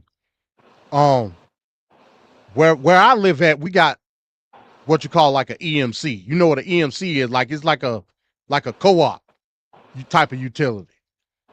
Where I live at used to be the sticks. It used to be considered like a rural area. So they had what you call like a utility co-op. Basically, the community pay for the infrastructure of the utility. We pay the bill every month. And then if the EMC has like a net profit at the end of the year, we would get rebates back at the end of the year. So like not last year, but year before last, I actually got $400 credit on my electric bill saying, hey, look, the company was such and such net profit. We're sharing the profit with all the members. You get $400, basically a bill off. You know what I'm saying? You got what you call for profit. That's like your Georgia Power. I don't know what y'all power call down there, like the main power. FPL. Okay, so that's like your for profit. Like we got Georgia Power. That's like your private. Yeah, that's your private ownership electric company. A couple of months ago, this was like first of the year, we got a letter saying, hey, look, we having such, I didn't go to the meeting, by the way, but they were saying, hey, we having such and such meeting, and this such and such address in Gainesville. We're going to discuss things that we need to do going forward. We're thinking about selling to Georgia Power because they building a data center up in Gainesville near the lake. And, they basically saying we need all the power like in all the surrounding areas. That's crazy. I ain't heard nothing about it since, it is what it is. I mean, I got to have power in my house, so it is what it is. But that's the ominous sign telling you what's what in terms of power. Not only that, again, I live not even 5 minutes away from Lake Lanier. They got a hydro dam at Lake Lanier that saying that, once this project is done, and the people that live up there near the AI, they push it back. They like, oh, hell no. They better push back. So, if and when they have the completion of that data center, hydropower as well is going to be diverted to that AI center. Most of the water that Georgia consumes come from Lake Lanier. Thank you. And which was built on what again? Nigga Town. Thank you. So lest we forget. So now you're talking about now me. It's not going to affect me well, it may affect me. It may affect you. My water is included in because I rent. I don't own. My water is included in my house. It's part of the bill. But I'm pretty sure if that water go up based on the diversion said water priority wise, chances are my landlord gonna up my monthly house. I mean, I'm pretty sure he will. You know what I'm saying? Mm-hmm. He has no choice. He has to pass the So bill on to you. yeah, pass it on to you. That's what they say about the tariffs. All you got to pass the tariff along. You got to pass So it on what to I'm somebody. what I'm telling you is this shit affect all of us in some way, form, or fashion. But Van Cat, I'm gonna let you go first. Go ahead. Hold on. I was looking up something. Well, as far as these data centers, I'm not a fan of.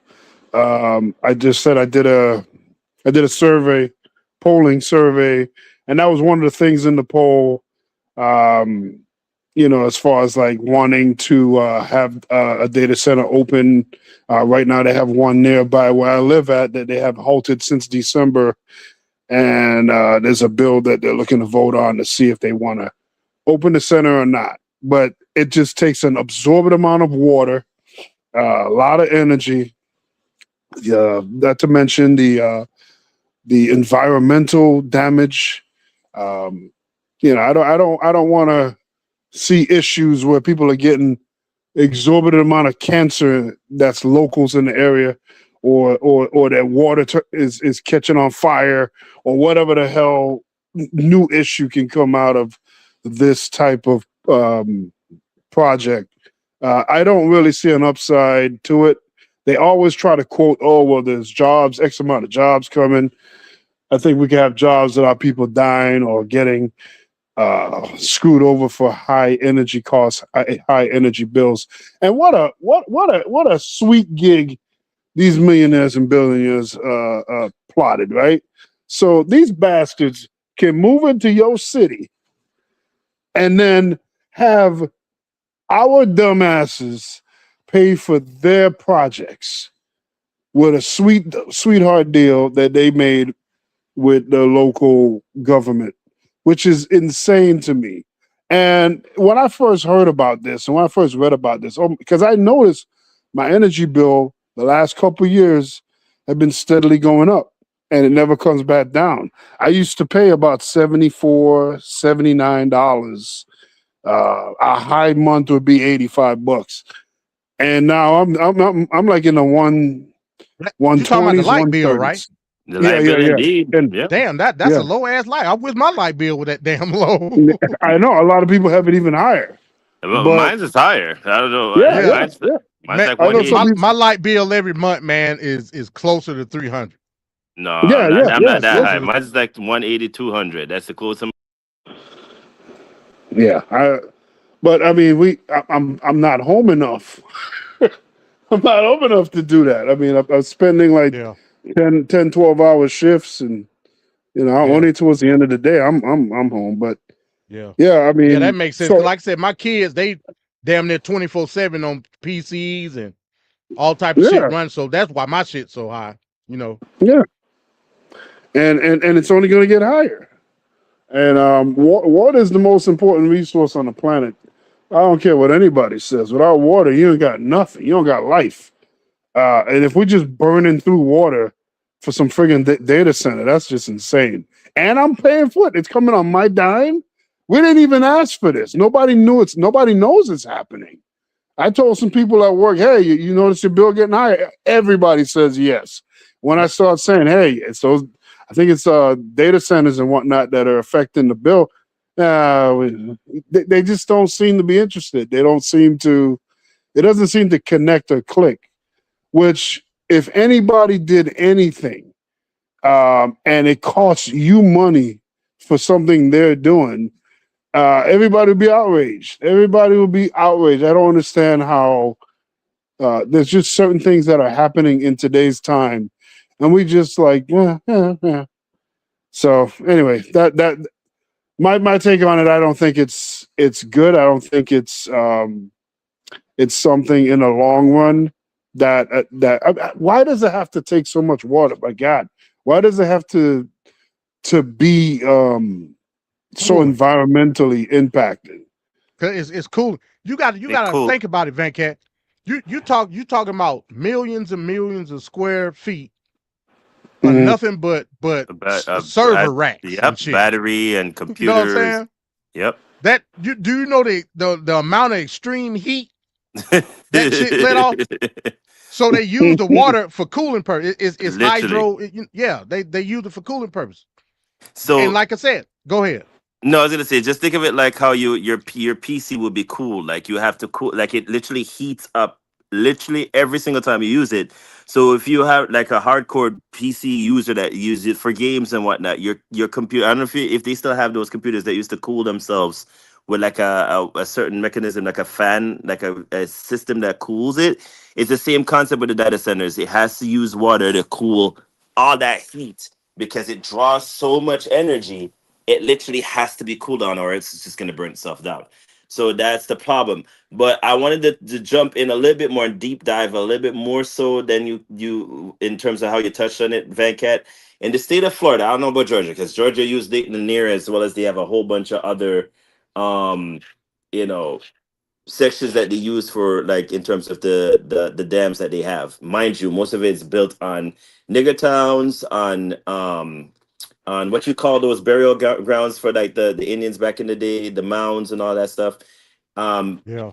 In terms of Florida though, Florida is primarily built on limestone. Not if y'all don't know, when you hear them talk about sinkholes and all of that, we have a Mhm. huge aquifer, which is literally, and what if you don't know what an aquifer is, literally it's like underground rivers and water because we have so many what you call them I'm lost for words right now. They're like literal springs. So we have a lot of springs that are like you Yeah, know shout out to Zephyr Hills, the best water in America. It is not. It Man, is I no, I mean love not. it. it's come Dude, a long way. every time I go to Florida, bro, I get Zephyr. That shit is And delicious. it's a real place, by the way. If you all don't know that Yeah, Zephyr yeah, I is a know. real Yeah, place. Zephyr Hills water is It's a real delicious, man. spring. Yeah, but spring water is It's very not. important. So I always tell people to drink spring water instead of purified spring water is always better, but it depends on what That's you do. true. That is Right. true, but it doesn't Never taste drink better. purified. Drink spring Yep. water. And in fact, Floridians we shouldn't even be paying for bottled water because we have so much spring water aquifers here. But to touch Like back on the should data, be drinking alkaline water. literally we should be, but that's a whole nother conversation to be had.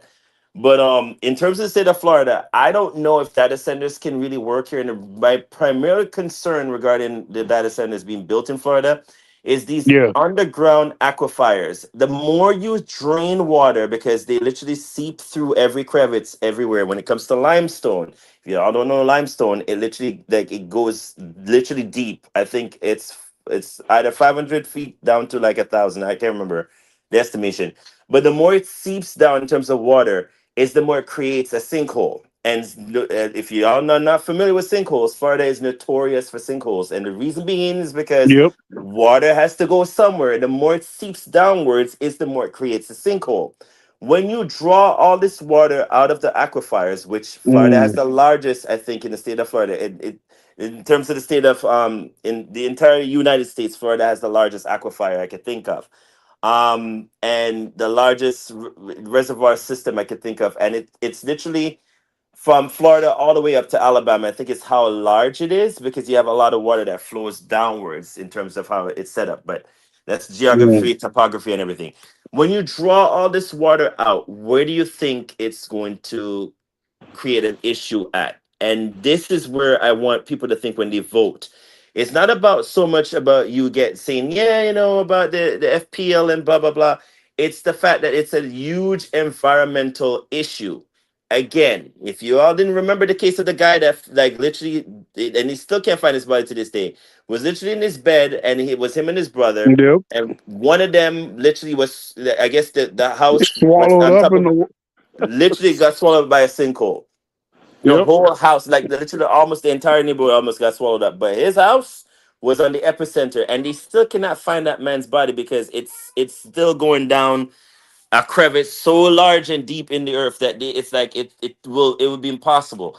This is my concern regarding Florida overall. I don't know about Georgia. I don't know about Alabama. I don't know about Mississippi and the rest of them. But the state of Florida cannot handle them draining all this water to create data centers. It's a literal environmental bust. Don't do it. I cannot stress how we had a building that collapsed in Surfside, and that still again because Florida sinking, everything in terms of the mounds, the sands, everything is sinking downwards because of the water aquifer being drained. Where are you gonna get all these resources to fill those gaps up when like it's keeps sinking lower and lower? My concern, people, is the data centers drains a lot of water. Environmentally, it is never good for anyone in terms of population wise. Why are we still doing this? Again, why we can't use the ocean to cool these data centers? Why did not think about other? And again, that's a whole other cause of concern because you're gonna pollute the fish and marine life. Yep. So Yep. if finding Dory and finding Nemo didn't Nemo. teach us enough, Yep. we're going into that whole space and again, this is to me, I just don't see the purpose of data centers. But if we're gonna progress technology wise, I guess we're gonna have to go somewhere. Why can't we go to Greenland, or Antarctica, or the Arctic? Again, I still cause for concern there again, because what's gonna happen to the pollutants? Did we not have MD? I thought we had one point use nuclear power. That's Yeah, a we huge. did, and I was just about to bring that up.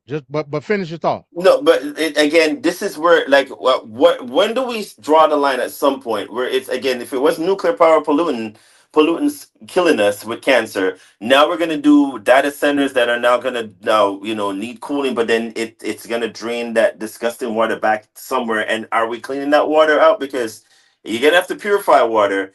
How do you clear it up? I'm trying to think in a way when you're rolling back all the environmental things that were put in place now that Trump has now rolled them back. When you build these data centers, who is going to be policing? Because now you have to concern yourself with cancer. You're going to concern yourself with pollutants. Now you're going to concern yourself with Yeah, why I can't. but Ricardo, you're talking regulations now.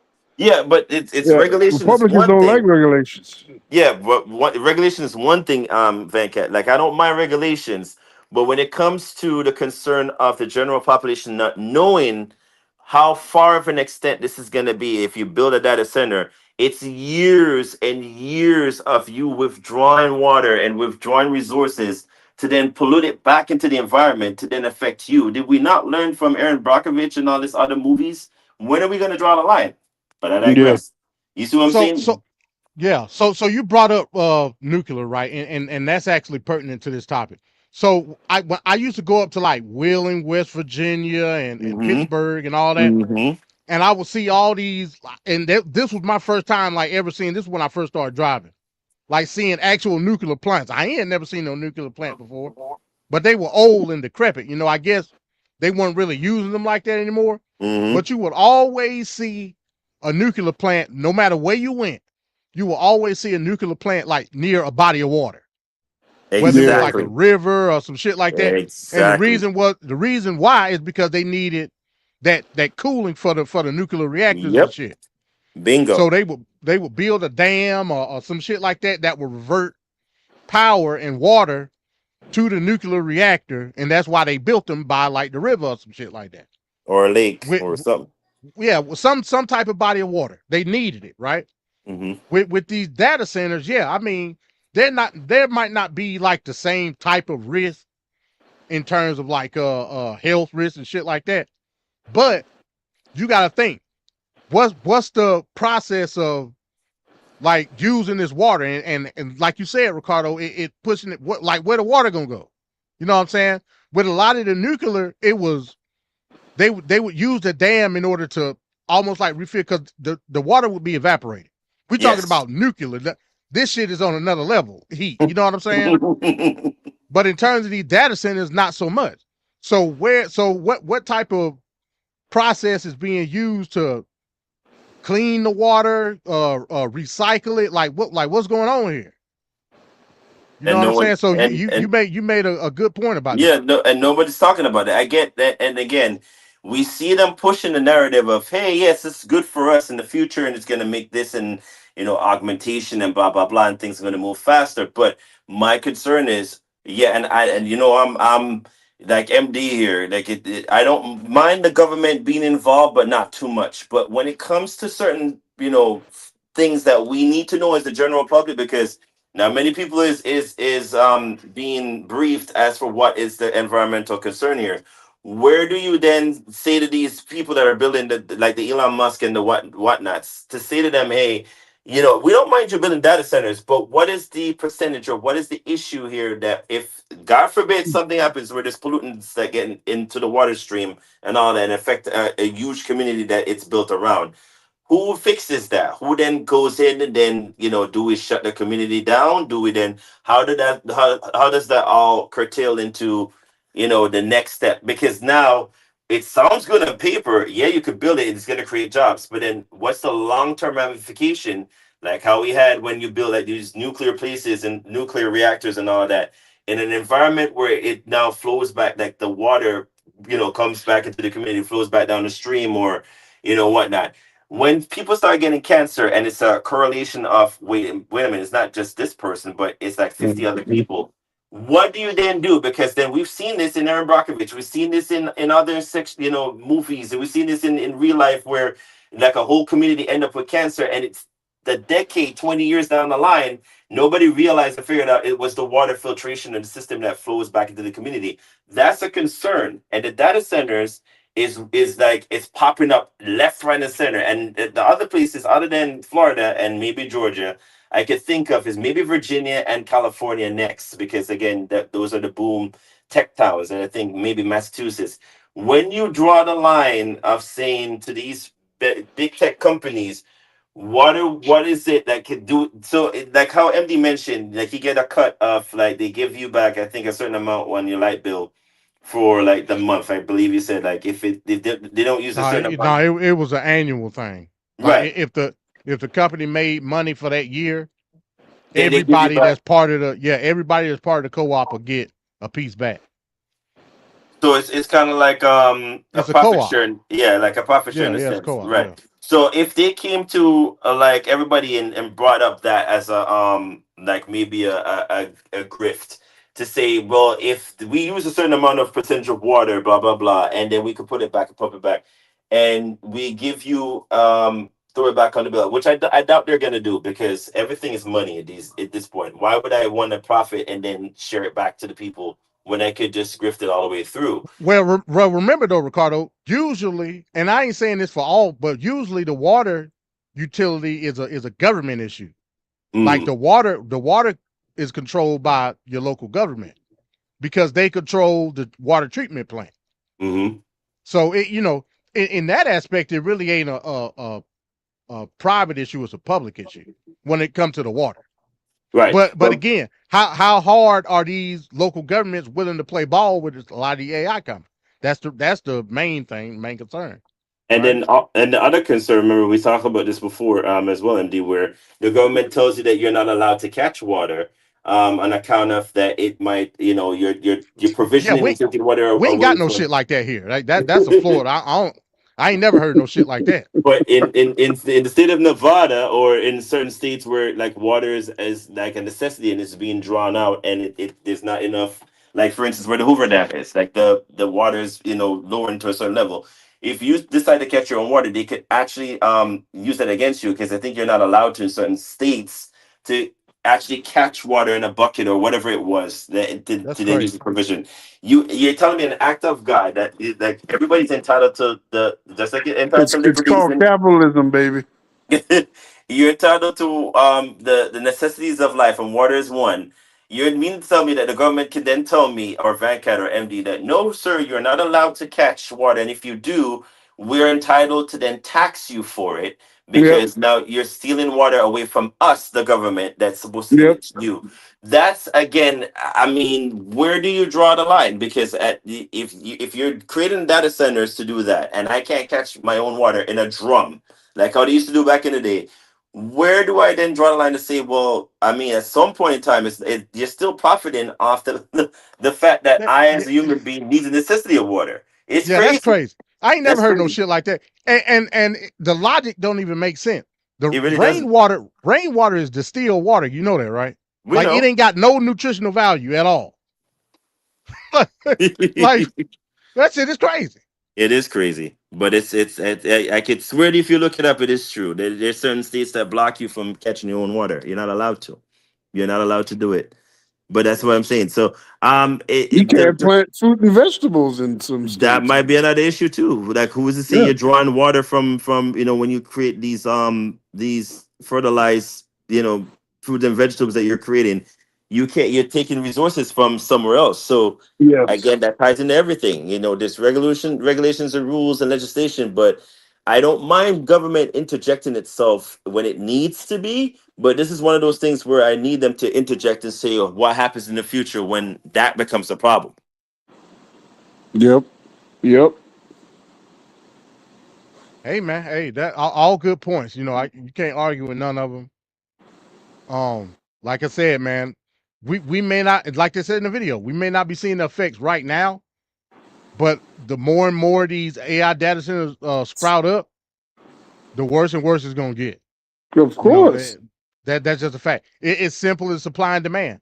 If you have certain utility companies prioritizing, because essentially what it is government contracts. Because again, these AI data centers and the infrastructure to uphold these data centers, they're not getting paid by the companies themselves. These is government contracts.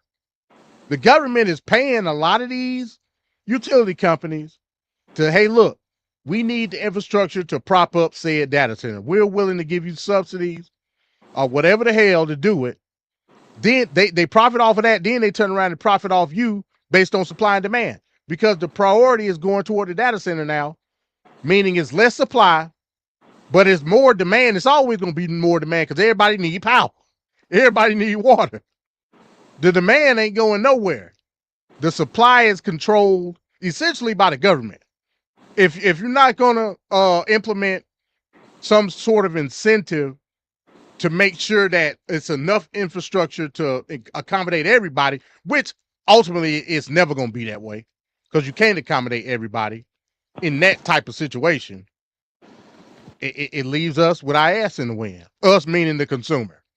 So, I get your point. I get your point. That's why it's important for a lot of these communities to push back. And it don't matter if it's white, black, whatever, they pushing back because they understand that impact.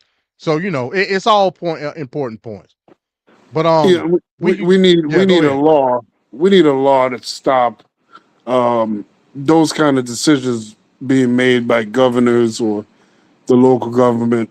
It needs to be voted on by the citizens, man, because that's a lot of land.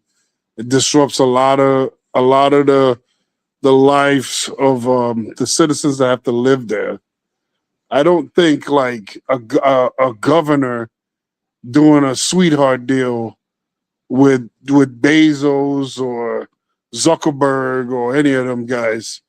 That shouldn't be how this is happening. And these things are just pop up into our lives like that.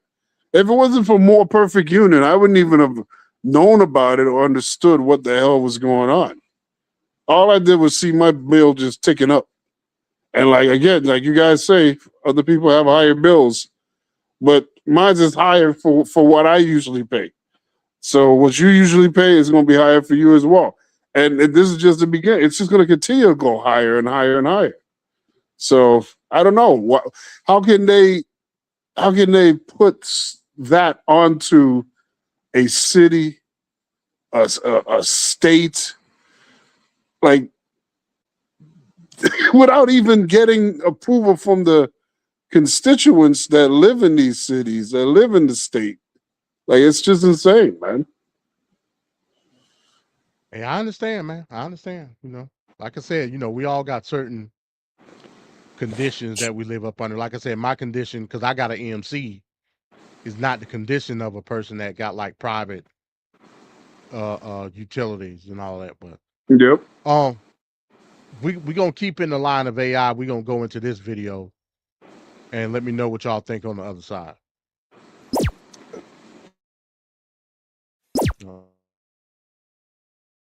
In a few years, artificial intelligence went from being a technological promise to a global economic race. Ever since the AI boom took off, there have been warnings about a bubble. Tech companies are pouring billions into advanced chips and data centers, and the final bill may run into the trillions. But behind the technological enthusiasm, signals that worry some economists have begun to appear. That's led to wider market nerves again about the massive spending on AI infrastructure and how much of it is being funded by debt. For example, OpenAI has signed infrastructure commitments that exceed trillions of dollars for the coming years. OpenAI, the maker of ChatGPT, has signed a 7-year, $38 billion deal to buy cloud services from Amazon. Meanwhile, the tech industry is in a race to build increasingly larger data centers. Policymakers are paying a lot of attention to this issue and the demand created by the construction of new data centers. But to sustain these projects, companies in the sector would have to multiply their revenues several times before the end of the decade. OpenAI essentially needs to grow revenue by 85x in 5 years to have even the remotest chance of making the bills. Announcements continue and investments keep growing, but more and more analysts are starting to question whether this expansion can really be sustained.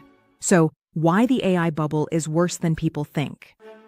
Over the past few years, artificial intelligence has become one of the main investment drivers within the technology sector. Companies around the world began investing enormous amounts of capital in data centers, model development, and specialized hardware. And the numbers show the scale of this phenomenon. Some estimates indicate that global spending on artificial intelligence could exceed $500 billion per year before the end of the decade. At the same time, market enthusiasm has driven extraordinary valuations for companies dedicated to developing this technology. The company's record sales have been fueled by an emerging technology. We're the world's engine for AI. Here's how an under-the-radar graphics processor is cashing in on the AI craze. This has led several companies in the sector to reach valuations above $100 billion in just a few years. However, the rapid growth has also raised doubts among some financial analysts. Economic history shows that when expectations exceed real revenues, bubbles can form, such as when the crypto market reached $3 trillion.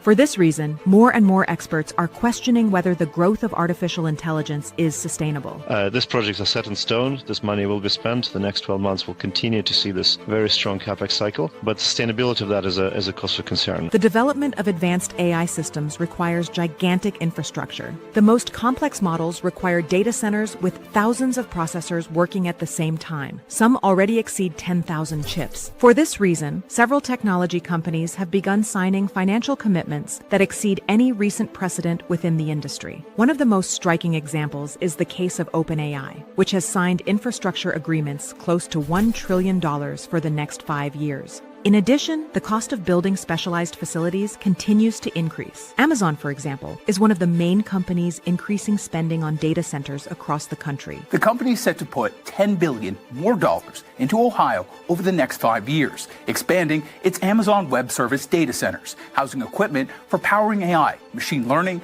and other cloud computing technologies. This growth has also boosted the energy market needed to power these facilities. In some individual projects, electricity consumption can equal that of cities with more than 100,000 inhabitants. This has made the scale of these projects reflect the level of confidence that exists in the future growth of artificial intelligence. However, this level of investment also creates enormous pressure on the revenues companies will have to generate in the future. To make all of this math work, Bain estimates that $2 trillion of new revenue is needed. That is 7% of US GDP. To sustain such large financial commitments, companies need to expand their business at an extraordinary speed. The expected growth exceeds what most technology companies have achieved in the past. For example, OpenAI would have to go from about $12 billion in 2025 to nearly $1 trillion annually by 2030. A leap of this magnitude would be one of the fastest corporate growths recorded in modern history. In addition, the challenge is not limited to increasing revenue. At the same time, training advanced models can cost hundreds of millions of dollars per project. That I think's happened in the industry since is we're now in a world where we made incredible progress with distillation. We learned a lot how to do small models, and these reasoning models in particular can be, it's not cheap, it's still expensive to train them. Given this situation, the artificial intelligence services market is still in an early stage. Some estimates indicate that less than 20% of global companies use these tools intensively. This has forced many companies to bet on extremely accelerated growth. However, that expansion also depends on a complex network of financial relationships within the technology sector itself. There are dozens of investment structures just like this. And the problem is these Ouroboros-like dealings are impossible to track and measure. Because the revenue of one company is the cost of another company is the investment of another company. Within the artificial intelligence ecosystem, many companies maintain investment and consumption relationships at the same time. Thus, tech companies create an economic network where money constantly circulates among them. A clear example appears in the relationship between Microsoft and OpenAI. Microsoft has invested more than $13 billion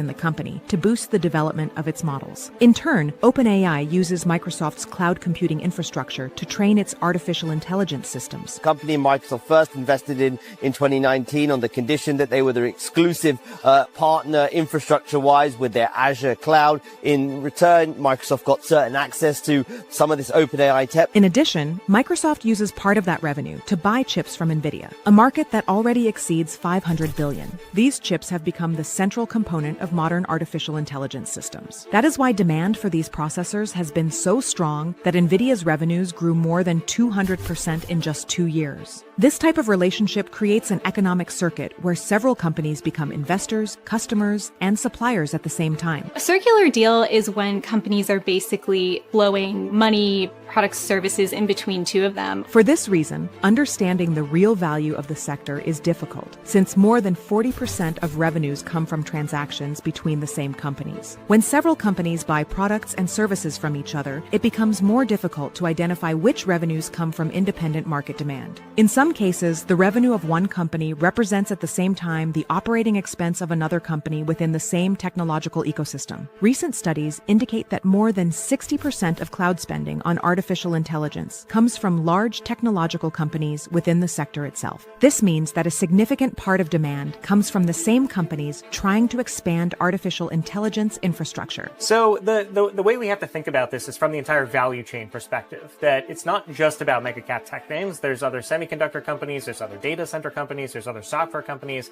that are benefiting from the rise of this theme. Despite the similarities, some economists point out that the current situation is not identical to other technological bubbles of the past. For example, during the internet boom in the year 2000, many companies reached enormous valuations without generating significant revenue. In comparison, today, large technological companies produce gigantic profits every year. Companies like Microsoft or Apple generate tens of billions of dollars in annual profits. Yeah, and certainly we're advancing today on the strength of the Mag 7. So far, year to date, it had been Meta and Microsoft and Amazon back in February, NVIDIA then had made new all-time highs. However, the current problem does not lie only in the profitability of these companies. Today, some artificial intelligence companies have seen their value rise by more than 300%. This shows how high expectations are about the future of AI. But it also raises an important question about who would absorb the losses if those expectations are not met. People are worried specifically when it comes to comparisons to the dot-com bubble of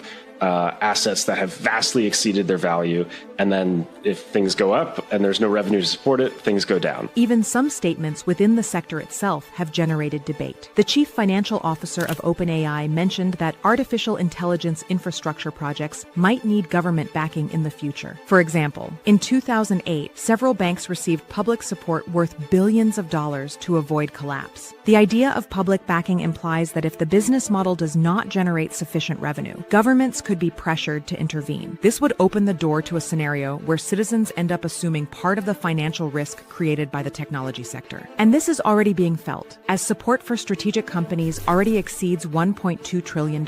President Trump, he recently just announced the Stargate project, which is a collaboration among OpenAI, Oracle, and SoftBank that aims to invest up to $500 billion over just 4 years to develop AI infrastructure in the United States. While AI is transforming many industries thanks to its ability to automate tasks, the current rate of investment seems unsustainable, as many companies would need to reach unprecedented revenue levels to become profitable.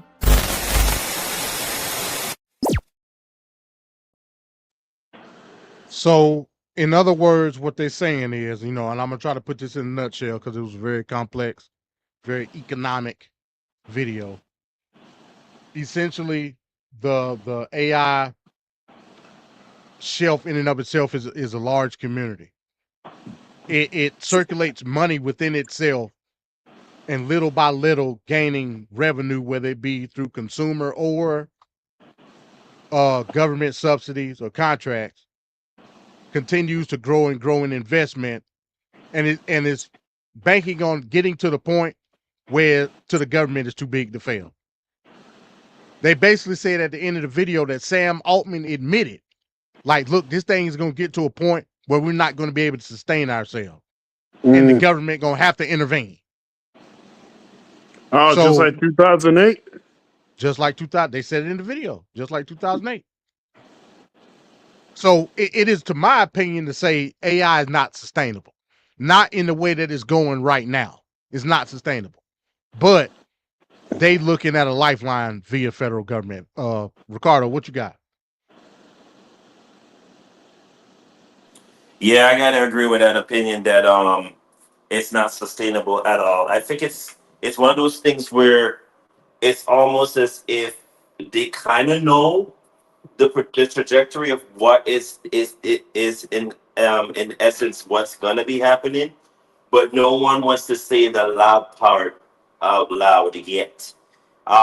Everything is about investments. Everything is about like what they could gain monetary wise, but you still have to extract resources. You still have to build resources. You still have to sign contracts. You still have to do a whole bunch of stuff. I feel like the government already, even though it's in bed with most of these companies, don't want to alert too much of what the issue is when it comes to the general public not really having a full-on grasp or understanding of what AI really can do.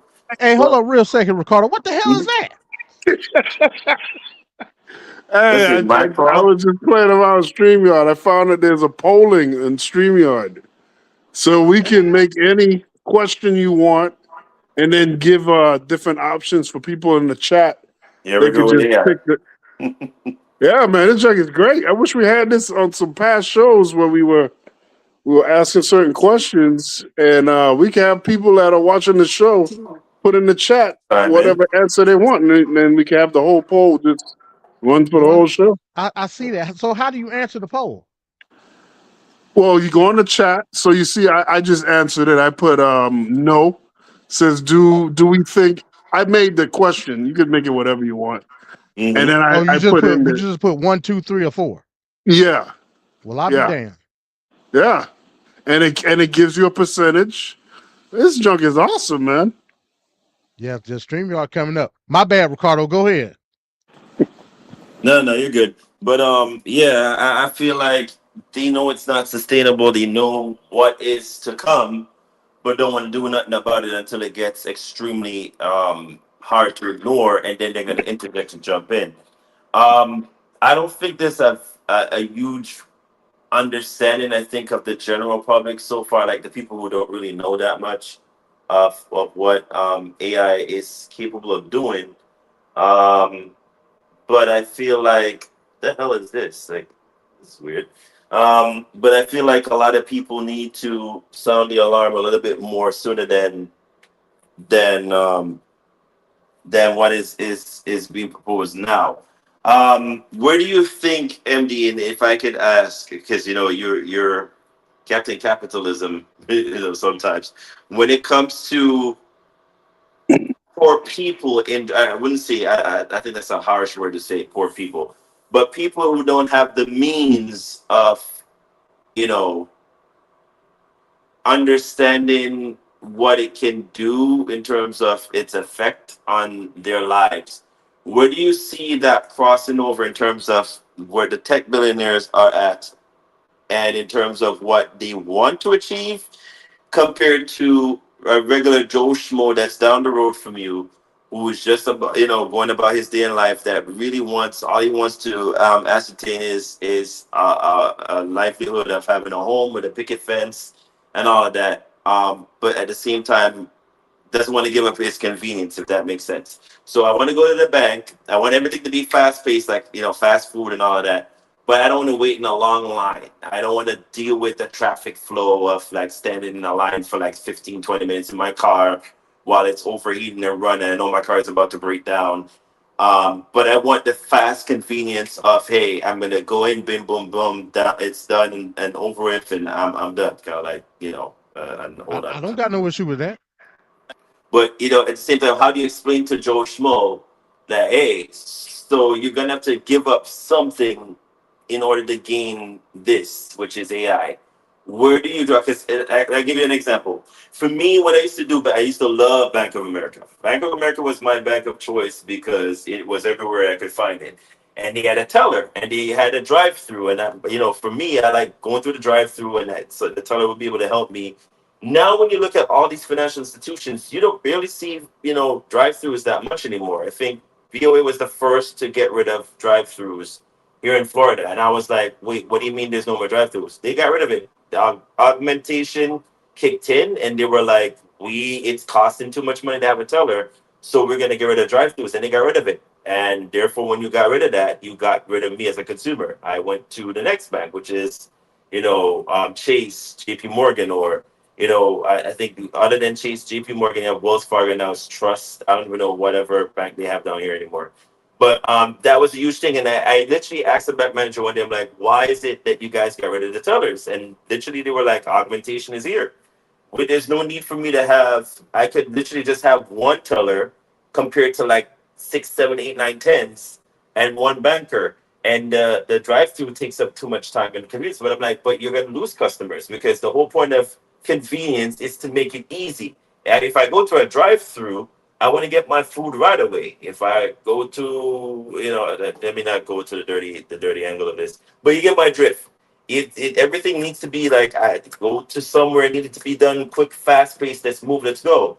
I think what, the government needs to explain to regular Joe Schmo is what is the convenience that you're giving up in order to gain AI here? Because you have to give up something to gain more. If you want fast, easy, quick, like for instance, I explained this the other day. I went to friggin' Wendy's, and Wendy's now friggin' has an AI chat thing that you now, when you pull up to the drive-through, you're speaking to an AI augmented, Hey, person, I'm gonna keep it real with you, Ricardo. I'm gonna keep it, and I'm being totally honest here. Yeah, cause we got them too.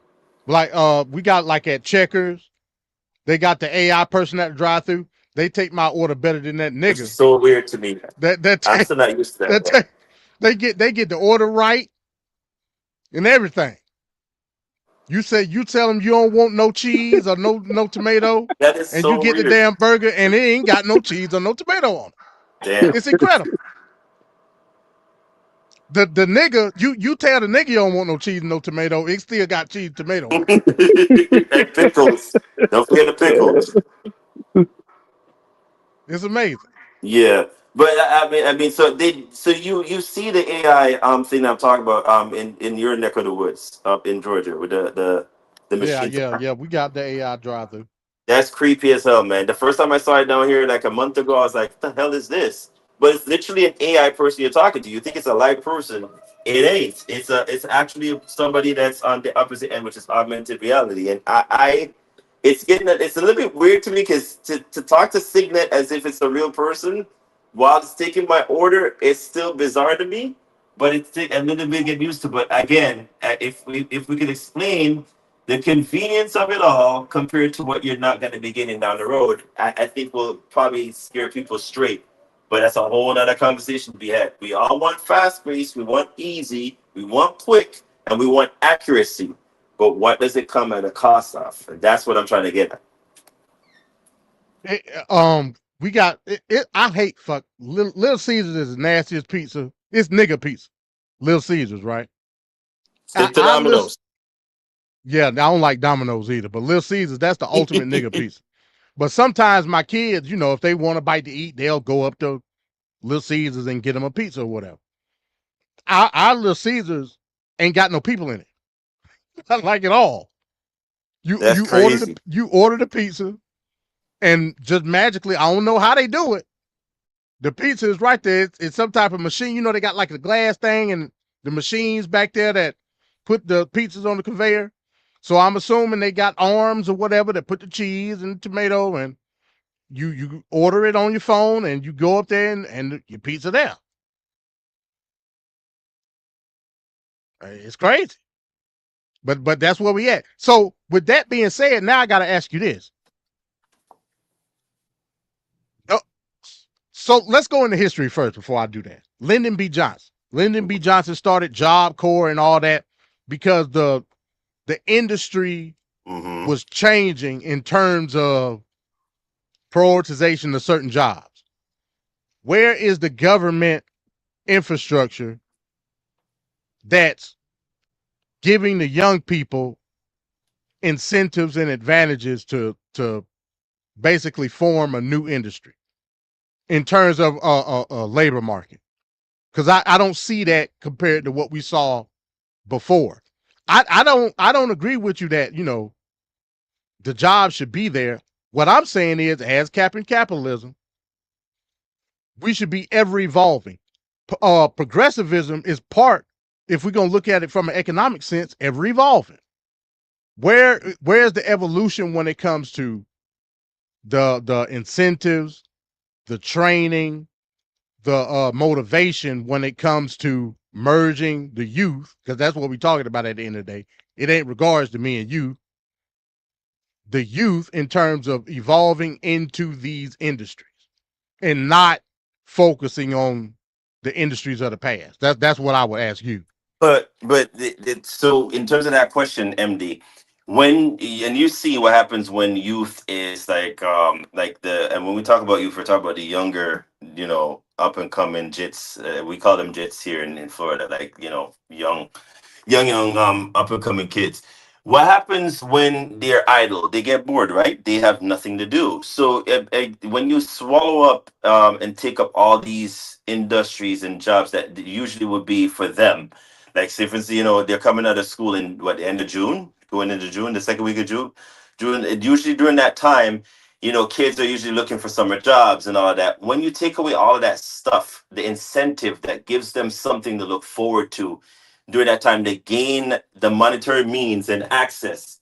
What do you think is going to happen when they're restless? There's nothing for them to do. They're going to be idle. They're going to be all over the place. They're going to become a nuisance, as these people, the older sets of people will complain about.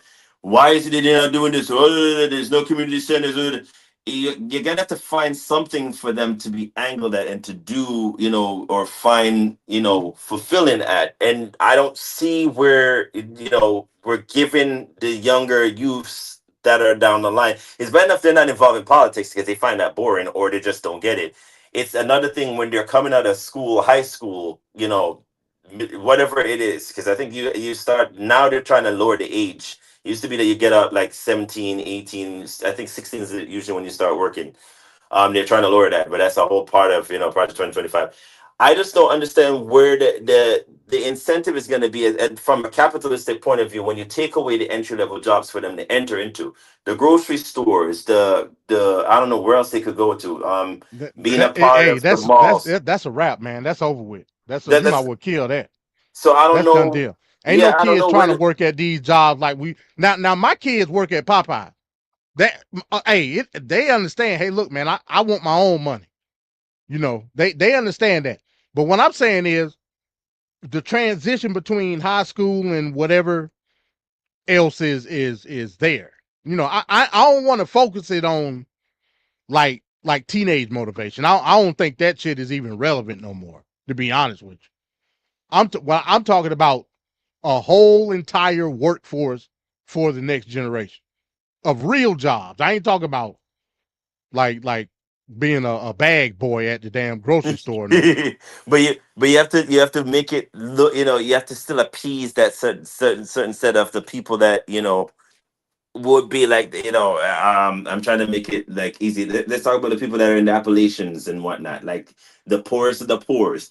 When they have nothing to look forward to, MD, what are we giving them incentive wise? That's what I mean. Like, you gotta think about the broad scape of it here in terms of how this will hit going forward, because I know you want to say, it's because a regular, kid, like the up and coming kid, is not even doing bag boy shit anymore. They're doing like these video game stuff or being on YouTube and whatnot. Yeah, That's where yeah, they're they making money. streaming, man. They're Hell, streaming and doing yeah. stuff, and they're making more money than even me and you would have even thought about when we were coming up. Like we didn't even thought about none of that shit when we were coming up. We were thinking about other means of getting money and streams of funds, but they're smart enough now to know, you know, the TikToks and the YouTubes and all of that. That's where they're getting the money from, if they can still make money. Because now I heard, you know, Google's cracking down on that stuff. So I don't know how that works, but that's what I mean. Like, how do we, you know, incentivize giving them something to look forward to? Because when they're taking now, when Elon's saying, I'm going to take, you know, these jobs are not relevant, the Bezos and the Elon Musk and all of them, what's the point of having entry level jobs when I could just have a computer or a robot do the job for you?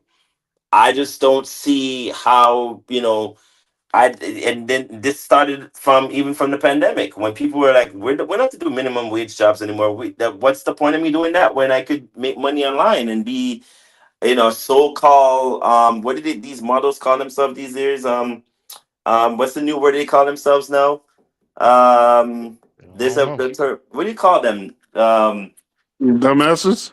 He said dumbasses. No, they're damn man, there's a word that they call themselves, but it will come to me when in the segment. But these incentivized things that they come up with to call themselves whatever just so that they can make means, that's the way of like employment for them. But the What, regular jobs, influencers? influencers, there you go, yeah, the influencers. That I don't know what that means. I don't know what it curtails. Nobody knows. For me, I'd be damned if I follow some idiot that tells me, oh, eating, you know, Baskin Robbins ice cream is gonna make me look, you know, like Johnny Bravo or some crap. I don't need you to tell me that. That's just dumb. But you know, people get following off of that crap. I don't know why, but that's the thing. So it's weird to like see, but I'm just trying to understand what the incentives is if that's what the tech billionaires are trying to go for. When you eliminate these jobs, I need to know where the youths in terms of what you know what's incentive, because you took away educational stuff. Now you know you can't declare bankruptcy if you have student loans is not going anywhere because stupid Joe you know Uncle Joe decided that, oh, I'm going to chicken out and not get rid of the student loans thing, so now that's not going nowhere. So I mean at this point, what's incentivized, you know, addition going forward for the younger jits? But then, you know, just like Captain Capitalism just said just now, that's not even an angle. That who cares about that? That's not even important. That's where I'm getting, like, where you have to somehow give like some direction for what the younger voters, and that's what I'm getting at. The people are going to vote later on down in life. What is the incentives of them going forward? That's what I'm trying to understand. Money. That should be the incentive for every goddamn body. These AI language learners and all this shit making $250,000 a year. What more motivation do you need? So is there going to be schools for them to go to for them to make And more money for AI? that's what I'm getting at. I think there should be some type of transition point between high school and whatever type of training, college, and university that you need to go to in order to take advantage of what the next generation of the labor force is going to look like. I But don't then, disagree. but I don't then disagree MD, with that. but then that means I'm going to take on more debt load to do that. And again, Hey, it is what it is at this point, man. You taking on more debt load in any facet. You know what I'm saying? But that goes to your point of saying, like, look, we live in the era of fast money with being legal at the same time. Like if I can you know, it's people on YouTube Live right now that got hundreds of views being sleep in the bed on YouTube Live right now. Just all type of crazy shit, tarot card readings, all type Yeah, of crazy shit. that's all real. sniffing draws, all sort of crap. It makes no Yep, sense to me, but this is it. that's This is all where we're at. real. You know what I'm saying? Like me, I don't give a shit. I'm gonna do the type of content that I want to do. I don't give a damn if the algorithm blasts it. I don't care. I do it for myself. I make good money doing what I don't. You know what I'm saying? If all of a sudden 1,000 motherfuckers in the live, hey, cool, that's fine. But I can't see myself intentionally doing crazy shit for clicks and likes. Yeah, that's crazy. We live in the era where that's the norm right now. Yep. That's the norm. Some people have died doing stuff crazy on the internet. And you know, in the spirit of the topic, AI is the one that's controlling and pushing it. Yep. Because it's the algorithm. So But again, it knows tomato. You got to choose like what it is. You know what I'm saying? It knows your secrets though. But my problem, it comes right down to privacy though. How much am I willing to give AI to know that much information about myself? I don't need AI to know what I like to eat or what I like to do in my spare time around 5 p.m. or who I like to talk to or who I like to look up on Instagram. I think there's certain provisions that need to be put in place for them to like be like, all right, the buck stops here. I draw the line at certain things where it doesn't need to know that much information. Yeah, I get it that it's data mining, and data mining is like one of those things where it knows so much about you that it could then put into a whole algorithm of saying, all right, MD likes this, so more likely I'm going to send him this, and this would be something that would either get him to say I agree to it or don't agree to it. I don't need AI to know every aspect of what it is I do in my daily, routine. That's just a little bit That's one of the weird. reasons I don't fuck with Facebook no more, because Facebook be sending me some crazy shit, man. Yeah, they be sending me. I'm constantly like, they ask you when you hit the 3 dots, it'll say, I'm not interested in this content. Right. I'm like, man, I'm constantly hitting this shit, but yet it's still coming up. You know Because what I'm saying? it knows your literal algorithm. That's why it's asking you. But then it's unsure. That's the only other side where I'm like, does AI have a conscience? Because at some point in time, it's gonna know maybe MD might like this because and then it might say to itself, okay, well, MD does trucking because I see him in a truck all the time. I'm gonna see if I could picture where he's at specifically in this location. Is he in Alabama? Is he in Kentucky? Where is he at? Like, there's certain things I don't need it to know. There's certain, parameters I expect it to draw, but I don't think it has the self-conscious in its entity as a whole to know where, you draw the line. Like, that's a little bit too invasive where, I'm going to be like, all right, I'm in my drawers. I don't need you to know, I'm at such and such place, in a motel, somewhere. That's none of your business. But then again, it might put up, hey, MD is in Buckhead somewhere and he's supposed to be in Atlanta, Georgia. That's none of your business, AI. But then, that's where I'm like, and we come to the point where I'm saying, I was talking to my barber today, where, this idiot administration is now saying we're going to get rid of the air traffic controllers to now get gamers to now become air traffic controllers. This is where we're at. How does that influence AI? How does that come into play? I don't know. But that's a little bit weird to me that now you're trying to say gamers are now the future of air traffic controlling. You've lost your beloved mind. Because if that's where we're heading to, you might as well just put AI into place and let them police our skies. But are we are we in that space of allowing a computer to dictate where we travel to without somebody doing the guardrails for that? I don't know. That's a little bit weird to me, but this is where we're at. Strange, I know, but this is where we're at. So I question who is policing who, because once we get to that space of Skynet being able to know, like the Will Smith movie, what was the movie with the eagle eye, where it knew everywhere that the damn guy, Shia LaBeouf was running to. That's a bit strange, where it can now dictate where it could, do certain things. And policing is one of those things where we're giving up security since 9/11 to now be here in this space where we're like, okay, but for the sake of security, we're going to do this. Where do you draw the line? It's a bit weird. All right, man. So we're gonna get into the rest of these headlines and we're gonna get into the duck. So I want to keep in line. Yeah. I was just saying that polling would work good with those things that you guys do. Those oh God, what do you call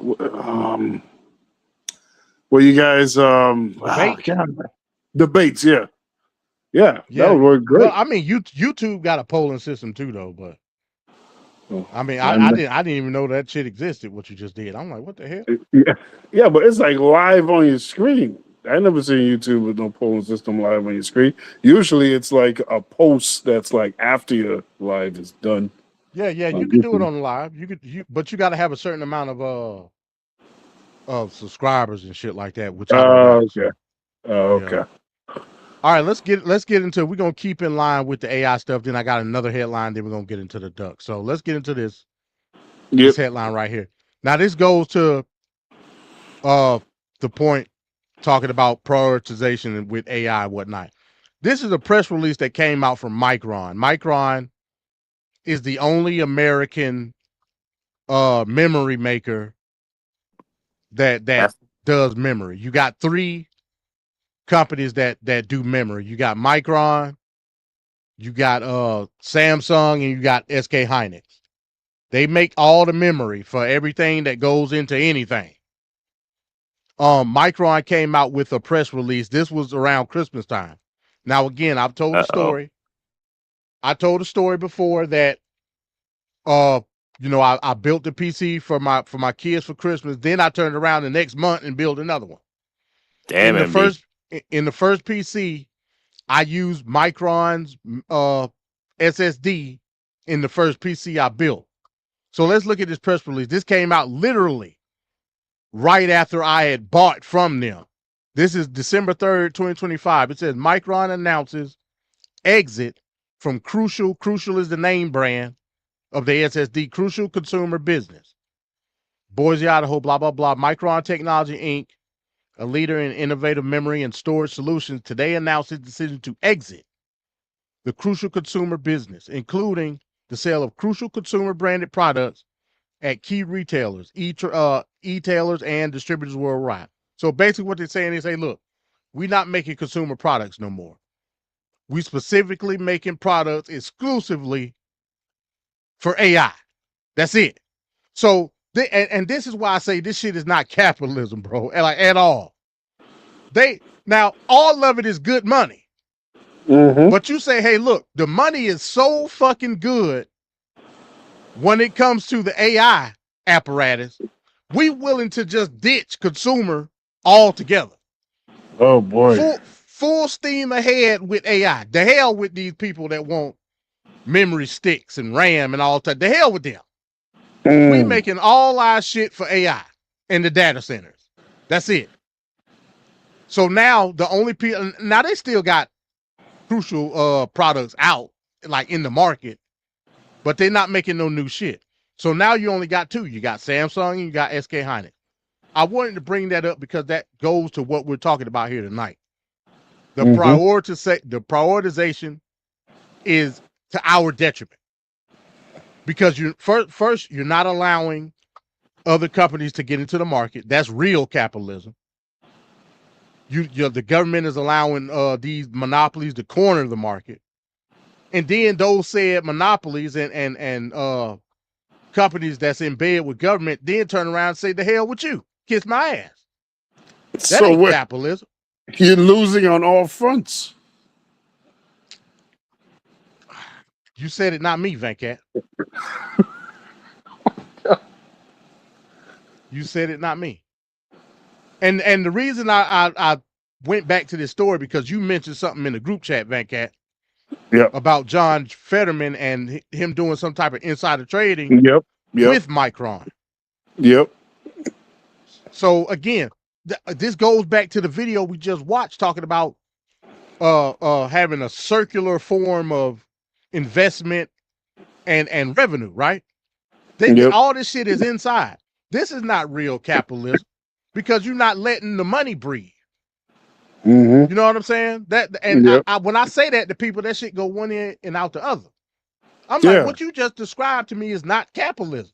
It's like people can't understand that concept. For whatever reason, you know what I mean? But it's not capitalism.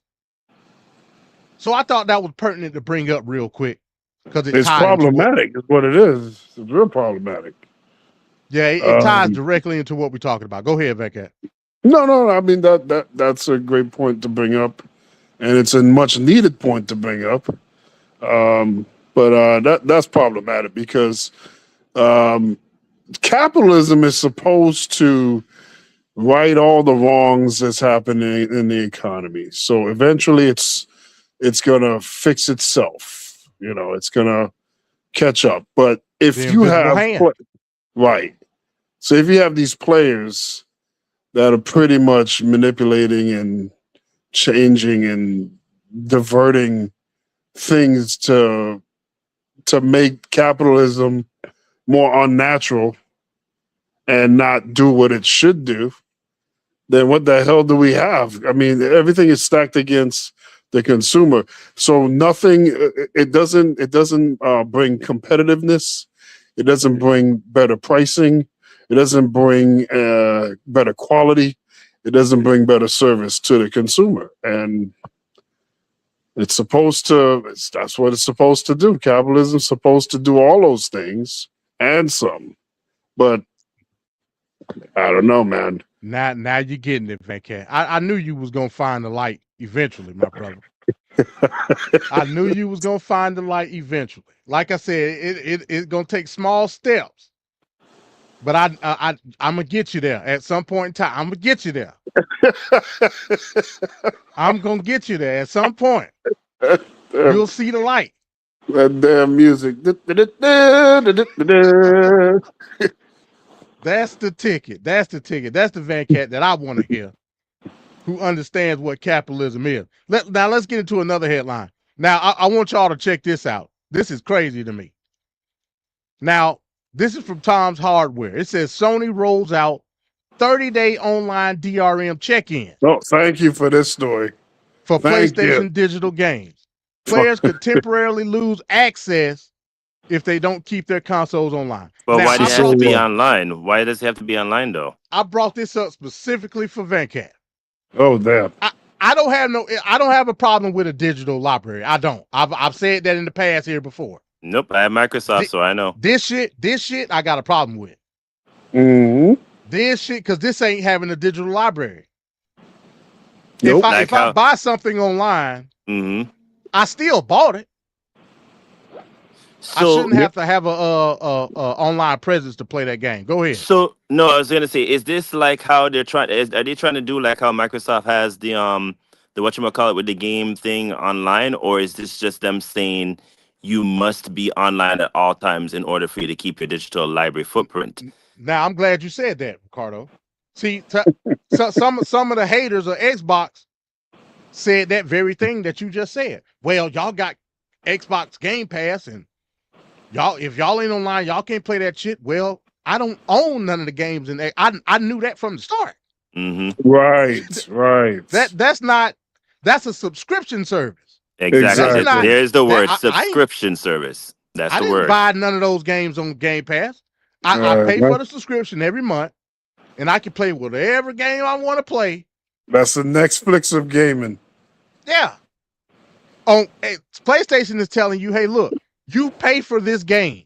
$69.99 or however much the hell it costs.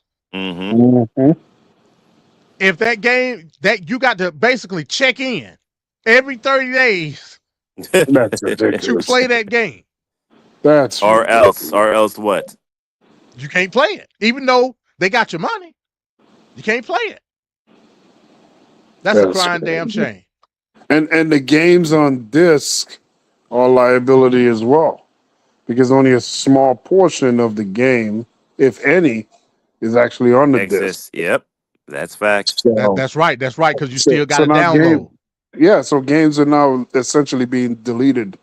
There are games that are turning into coasters because the access, not coasters. yeah, it's pretty much turning into coasters because they have no value. You put it in the drive, and because the support is not there anymore by the manufacturer, it won't work, and it needs to have a online, checkpoint or whatever. Yeah.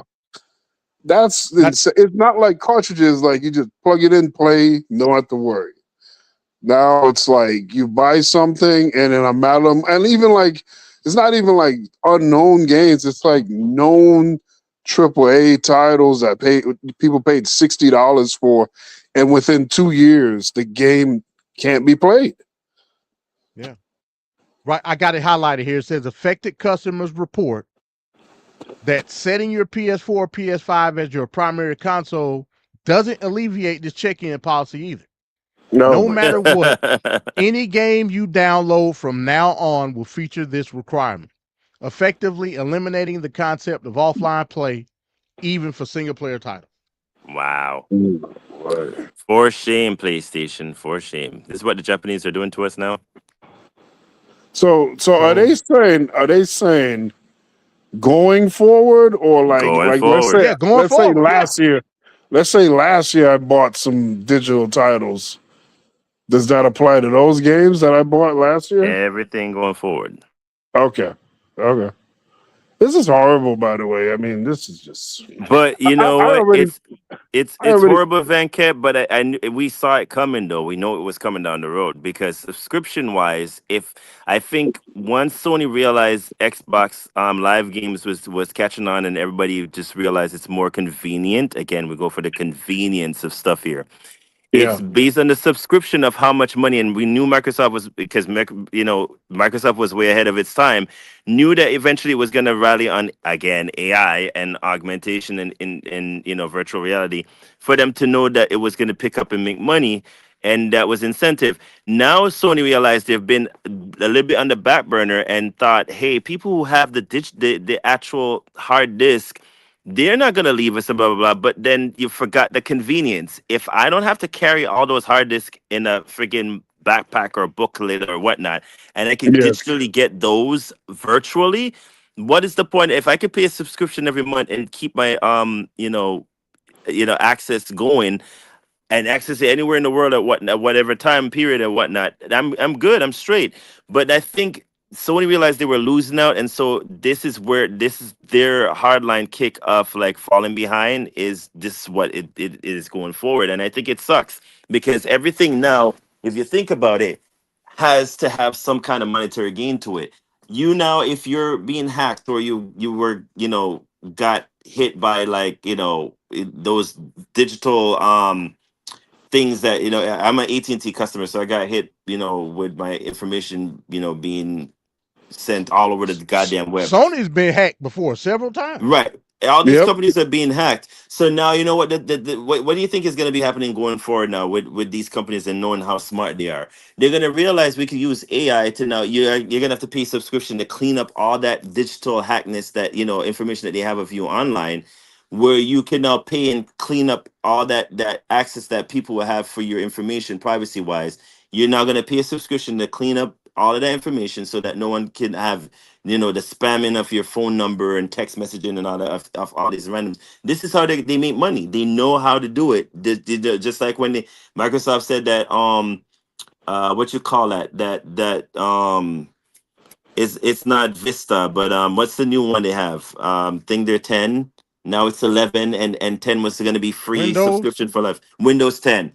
Windows 10 was supposed to be free for everyone for life. Then they realized, hey, we're not making money off of this, so we're just going to do Windows 11 and make everybody pay for it again subscription wise. It's money. At the end of the day, everything is money. It sucks. As consumers, we're not going to ever win because this is how these companies make money. But I feel for the Sony subscription people because now you have to make a choice. Are you going to stick with Sony for this, or are you going to go to Xbox or Nintendo GameCube? I don't know how they do it. I already made my decision a few years ago. I'm not buying any next gen nothing, and I ain't doing no PC or none of that crap. I'm sticking my ass back into the older games, and that's it. The games that I can You're a actually touch. nostalgia gamer. Yeah, and quite frankly, a lot of those games are probably better than what's coming out anyway. So I'm just done with it. I mean, look at PlayStation 5. PlayStation 5, there was no need for PlayStation 5. They have like 5 games that are good, and it's been out for 6 years. So you're barely getting. Before there was always a big game coming out, at least once a month. There's nothing like that happening. The prices are higher. The games aren't any better. Matter of fact, all they're doing is re-releasing the game, the remastered edition or whatever. That's all they're doing. They had PlayStation 5. All their titles are like on PlayStation 4. They just remastered and made them look better, and that's it. That's some bullcrap. So to pay $500+ for that? I remember when PS5 came out. Y'all remember how it was hard to get. It was hard to get. I bought it when it came out. I had to go all the way to Greenville South Carolina to get that fucking PS5. Damn, you drove that far? Yeah, Sheesh, because MB. it was for Christmas. You know, it was like a couple hour drive. It was for Christmas or whatever, and I was searching everywhere to And you find that stood in the damn. line for I it had to like stand everybody in. else? I had to stand in line. It was I Black hate that Friday. crap. It was Oh after wow. I hate that crap. It was after Thanksgiving, and I went to when I tell you I literally went to every GameStop in Georgia, and the line was Right. wrapped around the block. That's ridiculous. I finally called the one in Greenville, and they said, "Hey, you better get here right now," because they had like more for whatever reason than the like some of the stores around Atlanta did. So I went and I stood in that damn line, and I got it. This was like maybe a year and a half ago. My kids broke the damn HDMI Oh, in the damn. PS5, and they broke it so bad where it fucked up the circuit board inside Oh, they couldn't sheesh. fix it. You have So to I buy a said, new look, one. I told them I'm not buying shit. yeah. Y'all Don't buy the Pro. Don't buy the Pro. y'all Yeah, because broke it's the different versions PS5. now. Yeah, I'm not. I wouldn't pay no $700 for no PS5. I'll never do that. So I was mad at my kid. I told him I ain't buying nothing else. And it kind of worked out for me because, like I said, now they got PCs, and every game that I would want to play or they would want to play on PlayStation is on PC. So I don't need a PlayStation. Gotcha. So I'm perfectly fine with my Xbox. I've been an Xbox gamer for the longest. Facts. I think So it's the superior product. That's just me. and I love Xbox too. I'm sorry, but I'm always going to be an Xbox fan. The only problem I have with Microsoft, and I'm mad about it till this very day, is that they got rid of that stupid that what do you call that thing that they had with it literally know your motion when Oh, you you're talking about the Kinect. the Connect. Yeah, they got rid of the Connect, which I never understood why they did that, but apparently it was picking up ghosts and apparitions in the background and all sort of crap, and they were like, we can't we can't explain this to people, so we just have to get rid of it. So they got rid of the Connect. But Yeah, I other mean, than that, Xbox they done had some problems. I ain't yeah, gonna say they they had haven't, their fair share. They have. but Game Pass is a game changer. I tell Facts. anybody, I look, love me a man, Game Pass. I don't got all day to play. Like, I'm in my truck. I can only play games on the weekend. I can sit down. I can play Game Pass, play whatever the fuck I want. Yep. And be And contented. I ain't got to be invested. You know what I'm saying? It's games like I'm a single player guy. I don't play like a lot of multiplayer shit like that. I can play the game for a couple hours and wait till next week and play the game another couple hours. That's what it is. And the fact that they got so many studios now, they got bangers like on day one on Game Pass. So that's just what it is, man. But we'll see what the fallout is with this thing. But this is terrible, man. This is terrible. Yeah, so I got. Yeah, go ahead. No. That's it. Okay, I'm gonna get in. I was gonna get into the UAE thing. If y'all want to talk about it, we can. But I wanted to bring this up real quick. Yeah. This is my local Micro Center store. I just want to give y'all a feel of what AI is doing when it comes to gaming, right? For instance, we could just go to PC parts. If I click on PC parts, and let me put it up on the screen here. This is my local Micro Center. I know a lot of people don't live around Micro Center. Oh, I love me a Micro Center. Too bad we don't have them here in Florida. Yeah, it's a few. I know they got a couple in Miami. I'm pretty sure y'all got a few, but they few and far between. They're very few and far. Like, we got two here in the Atlanta area. Like, it's one like literally 10 minutes away from my house, and then we got another one in Marietta. But I just want to give you a view of what AI is doing. So let's go to RAM, right? If I click on RAM and get just some overall price, this is basic run-of-the-mill RAM. Crucial, 64 gigs of RAM, 2 sticks, 32 gig, $450 basically. That is atrocious. Atrocious.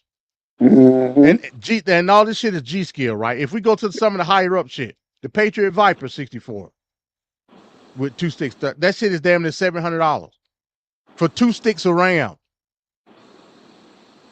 I mean, like, but again, because all the memory is being prioritized to AI, that means less supply for the consumer, which still has the same amount of demand. Right. And When you have less manufacturers making it. Yeah, that now you ain't got Micron no more. They gone. Yeah. So again, and you know, a lot of these people like G Skill, Patriot, Corsair, that what I got in the PC at home, these are third-party manufacturers. Damn. They still get it from the same three people. You know what I'm saying? Yeah. Now we've seen a slight drop in the prices, but it's still atrocious. When I bought the RAM for the PC, that shit was like $120. And that was 32 gig. Like this shit is 16 gig 2.8s for $160. That's ridiculous. Patriot Viper 64 gig, $599, $600, $600 for RAM. That's ridiculous. Now let's go to SSDs. Mm-hmm. Let me find SSDs right here. Ridiculous prices. A 2 terabyte SSD for $300.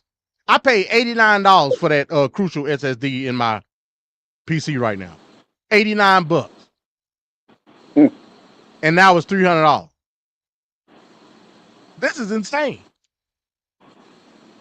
Insane. And you see, they only got 1, 2, 3, 4, 5, 6, 7, 8. They only got 8 sticks of RAM.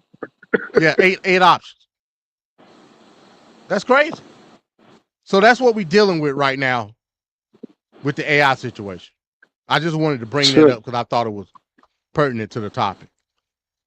That's go crazy ahead. for real. Yeah, hey man, that's what we're living in right now. That's what we're living in.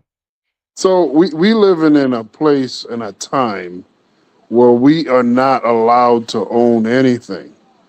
We can't. We the digital movies, games, even the books. We're not allowed to own anything. We're on subscription services. Even when we buy it, they snatch it from us in the dark of night. I'm still pissed at Amazon for screwing me over with. They switched out my movie. I got a zombie movie called Horde, and they switched the damn movie out. I guess they lost the rights to that movie, and they gave me another movie called The Horde, and it was a completely different movie. And I'm like, wait a minute, that's not the right cover. That's not the right movie. I called them on customer service. They're like, well, we lost the rights to it. Then why did you give me this other one? And then like, why if I bought the movie and you snatched it from me after I bought it a year later, you should give me back my money. Well, that's not the way we do it. Oh, let me talk to my supervisor. And then they credited me back. But why should I have to go through all that? And that's not the norm, because normally they wouldn't do that. So as consumers, we're losing less and less rights. And it's to the point where you just can't buy nothing, man. You got to put these bastards on a diet. Yeah, you gotta put them on an economic fast hard, man. We gotta stop buying stuff. I know I gotta start buying that. And the companies that don't value your business and your money, why are we fighting hard to give them the money? Nintendo is notorious for screwing over their customers and whatnot. So they just don't want. I don't know. They need to go out of business, and we got to stop fighting. Like, look at WrestleMania. That was atrocious, and they disrespected that fan base. But yet, people are still buying tickets and still going, even though it's a drop off. Why are we even supporting it? Everybody's complaining about it, but you still do it. I'll say this. As you look up on the screen, I brought that up because you talked about a subscription service. I don't have an issue per se with subscriptions when it's practical. Sometimes the shit not practical, and I bring up NZXT. Yeah. Don't you know you can rent essentially a PC for $144 a month? You can rent a pre-built PC. You can't own it, Ain't no option to own it. You can rent it though. Like this shit is crazy. You shouldn't have to do stuff like that. Is all I'm saying. Like that's crazy. I understand it when it's practical, but hey man, that's the times we living in, bro. Anybody got anything else on AI or anything we talked about? No. No, it pretty much sums it up for itself. It's like self-explanatory. Uh-oh. There you go. Oh boy. You know what time it is. Oh god. We've come to that hour, the witching hour. Oh boy. Now, if I told y'all a couple of weeks ago we'll have a double duck. It's so many ducks, man. I gotta spread them out to be like just to keep them relevant. You know what I'm saying? So I decided just to go with the one duck this week. I could have easily did 3, to be honest with you. I could have went with a triple duck, but I said no. You know what? I'm gonna just use the one.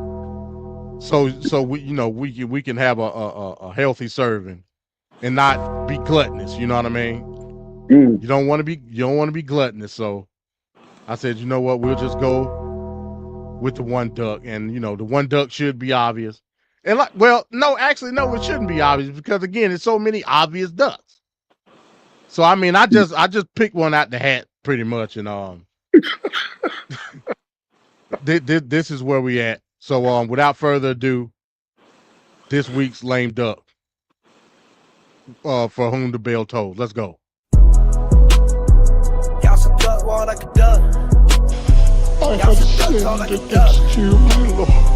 I want you to listen to me. I'm going to say this again. I did not have sexual relations with that woman, Miss Lewinsky. Now a story leaked by him to CNN is appearing now. Let me reassure you, the things that you will see in that story, those are not the words of Mark Robinson. We finally beat Medicaid. Thank you, President Biden. President Trump. He's right, he did beat Medicaid, beat it to death. Duck went like a dove. Feathers fly in the air. Waddling here, waddling. Y'all should duck, yeah, you should duck. Duck look like a dove. Yeah, and you know what? This is a conclusion I've come to, and I've only been in Congress 5 years, but it's long enough for me to realize not everybody is playing for Team America, and it was really hard for me to understand that because I'm a military guy. I've worked with all different types of people, but we always had the same goal in mind: a strong United States. And what I've learned up here is there are people not on our team. They're just not. And they have no business being in Congress. They have no business basically representing the American people. There's a lot of those folks. And so I think what is happening is they're being exposed.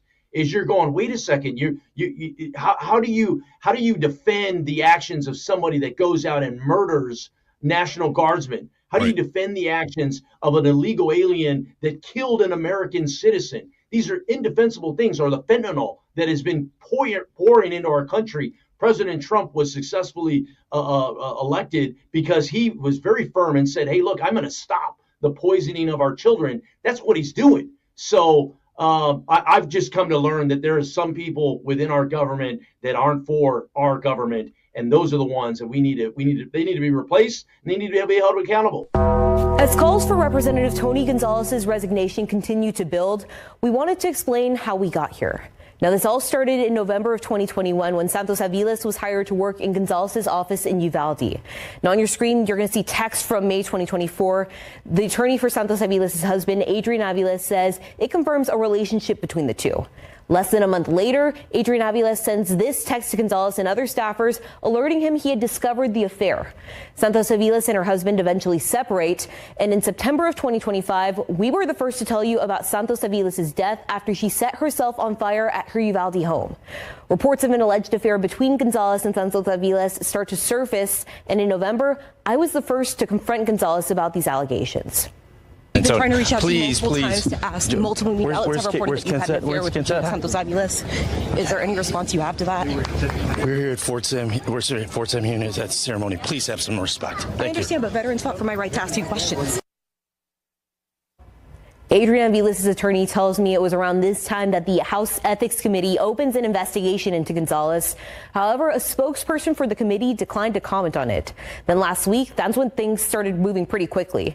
Aviles' attorney told me last Wednesday his client believes the alleged affair played a role in Santos Aviles' death. The next day, Gonzalez posted on X saying that he won't be blackmailed, and on Sunday called it a political attack. Now, this week, Aviles sent us the text messages from 2024, and the Uvalde Police Department released the report surrounding the call made to Santos Aviles' home the night she set herself on fire. That report had previously been sealed at Aviles' and the city's request. And as that was happening, members of Gonzalez' own political party started calling for his resignation, a call that Gonzalez disagrees with. Those text messages, are they accurate? Are those real text messages? I'm not going to resign. I work every day for the people of Texas. Did you carry it? And there will be an opportunity for all the details and facts to come out. What you've seen is not all the facts. Did you have an extramarital affair with a staff? What you've seen is not all the facts, and there'll be an ample time for all of that to come out.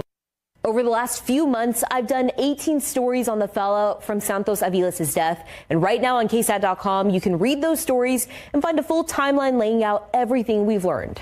I'm KSAT Investigates reporter Daniela Ibarra. Breaking news. Speaker Mike Johnson and House Republican leadership are now calling on Texas Republican Congressman Tony Gonzalez to withdraw from his upcoming primary runoff after the three-term Republican admitted for the first time he did have an affair with a staff member who later died by suicide. I made a mistake, and I had a lapse in judgment, and there was a lack of faith. And I take full responsibility for those actions. I look forward to the ethics committee starting an investigation. I appreciate the opportunity to be able to provide all the facts and all the details that lead to exactly what occurred in the entire situation. Gonzalez, however, has maintained that he has no plans to step aside. Joining us now, MS Now Capitol Hill reporter Kevin Fry. What more can you tell us, Kevin? Yeah, Chris, I mean, this is a movement for Speaker Mike Johnson from just a day ago when he was pressed on the Gonzalez situation. He declined to call on him to resign, saying that the process needs to play out. And we should note that what we're seeing House leadership here do is not going so far as a resignation. They're not calling on him to leave Congress. They just want him to bow out of that primary runoff, which is scheduled for May. The statement from those leaders reading in part, we have encouraged him to address these very serious allegations directly with his constituents and his colleagues. In the meantime, leadership has asked Congressman Gonzalez to withdraw from his race for re-election. Now, on that resignation versus not resignation piece, there, of course, have been some rank-and-file Republicans, members of his own party, who have called on him to go in the lead-up to this news from today. That includes Congresswoman Nancy Mace and Lauren Boebert. There was also a push just yesterday by Mace to try to force the Ethics Committee to release documents and investigations they have on lawmakers who might have had sexually inappropriate relations with their own staffers. Sexual harassment claims, for example, that ultimately was deferred on a bipartisan basis, sent back to committee. Essentially, it's dead for the time being. But one piece on this resignation versus step out of the race bit is the numbers on Capitol Hill. The House right now is an incredibly closely divided body. Basically, Republicans can only ever afford to lose one vote on any party line vote. That means if Gonzalez were gone, the margins get even tighter and life becomes even more complicated for GOP leadership. But again, the most notable thing here is that this is a move from House leadership, at least trying to get Gonzalez to get out of this race. Chris? Kevin Fry, thank you.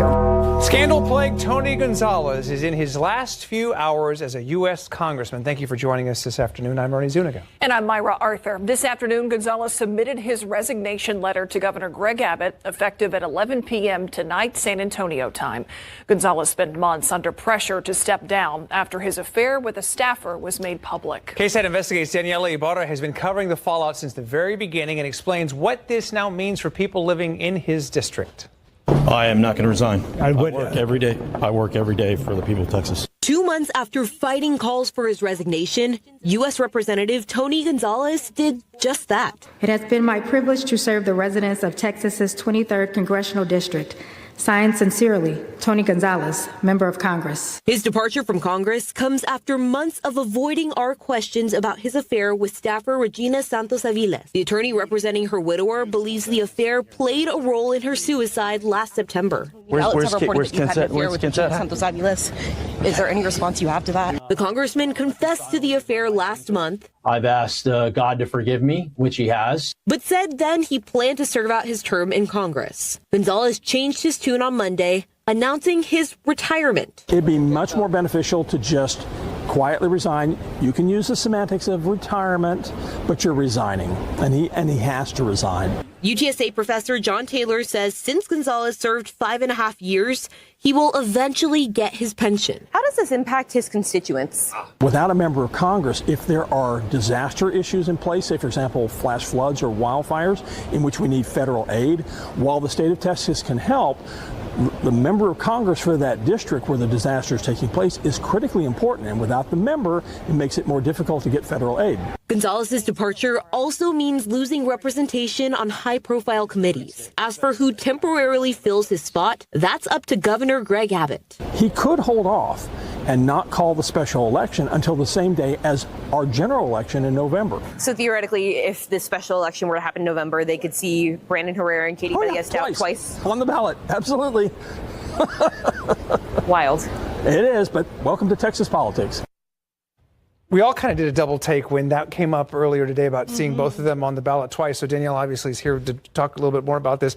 What all have we heard from the governor about the possibility of that special election and the two candidates again appearing on the ballot? Yeah, so we've reached out to the governor's office twice. We have not heard back from him. One of the things that John Taylor was telling us is that he has a 36-day window to wait before announcing that special election. So it could be as soon as next month, but he says that's not likely because of politics, essentially. And I did reach out to Democratic nominee Katie Ballesteros and Republican candidate Brandon Herrera, and both of them told me that they also plan to run to represent the district when that special election takes place. So they theoretically could be on the ballot 2 times. Okay. If that happens, that will be some confusion we need to help explain for people going forward. And we'll have you come back and lay it all out for us. Danielle, thank you.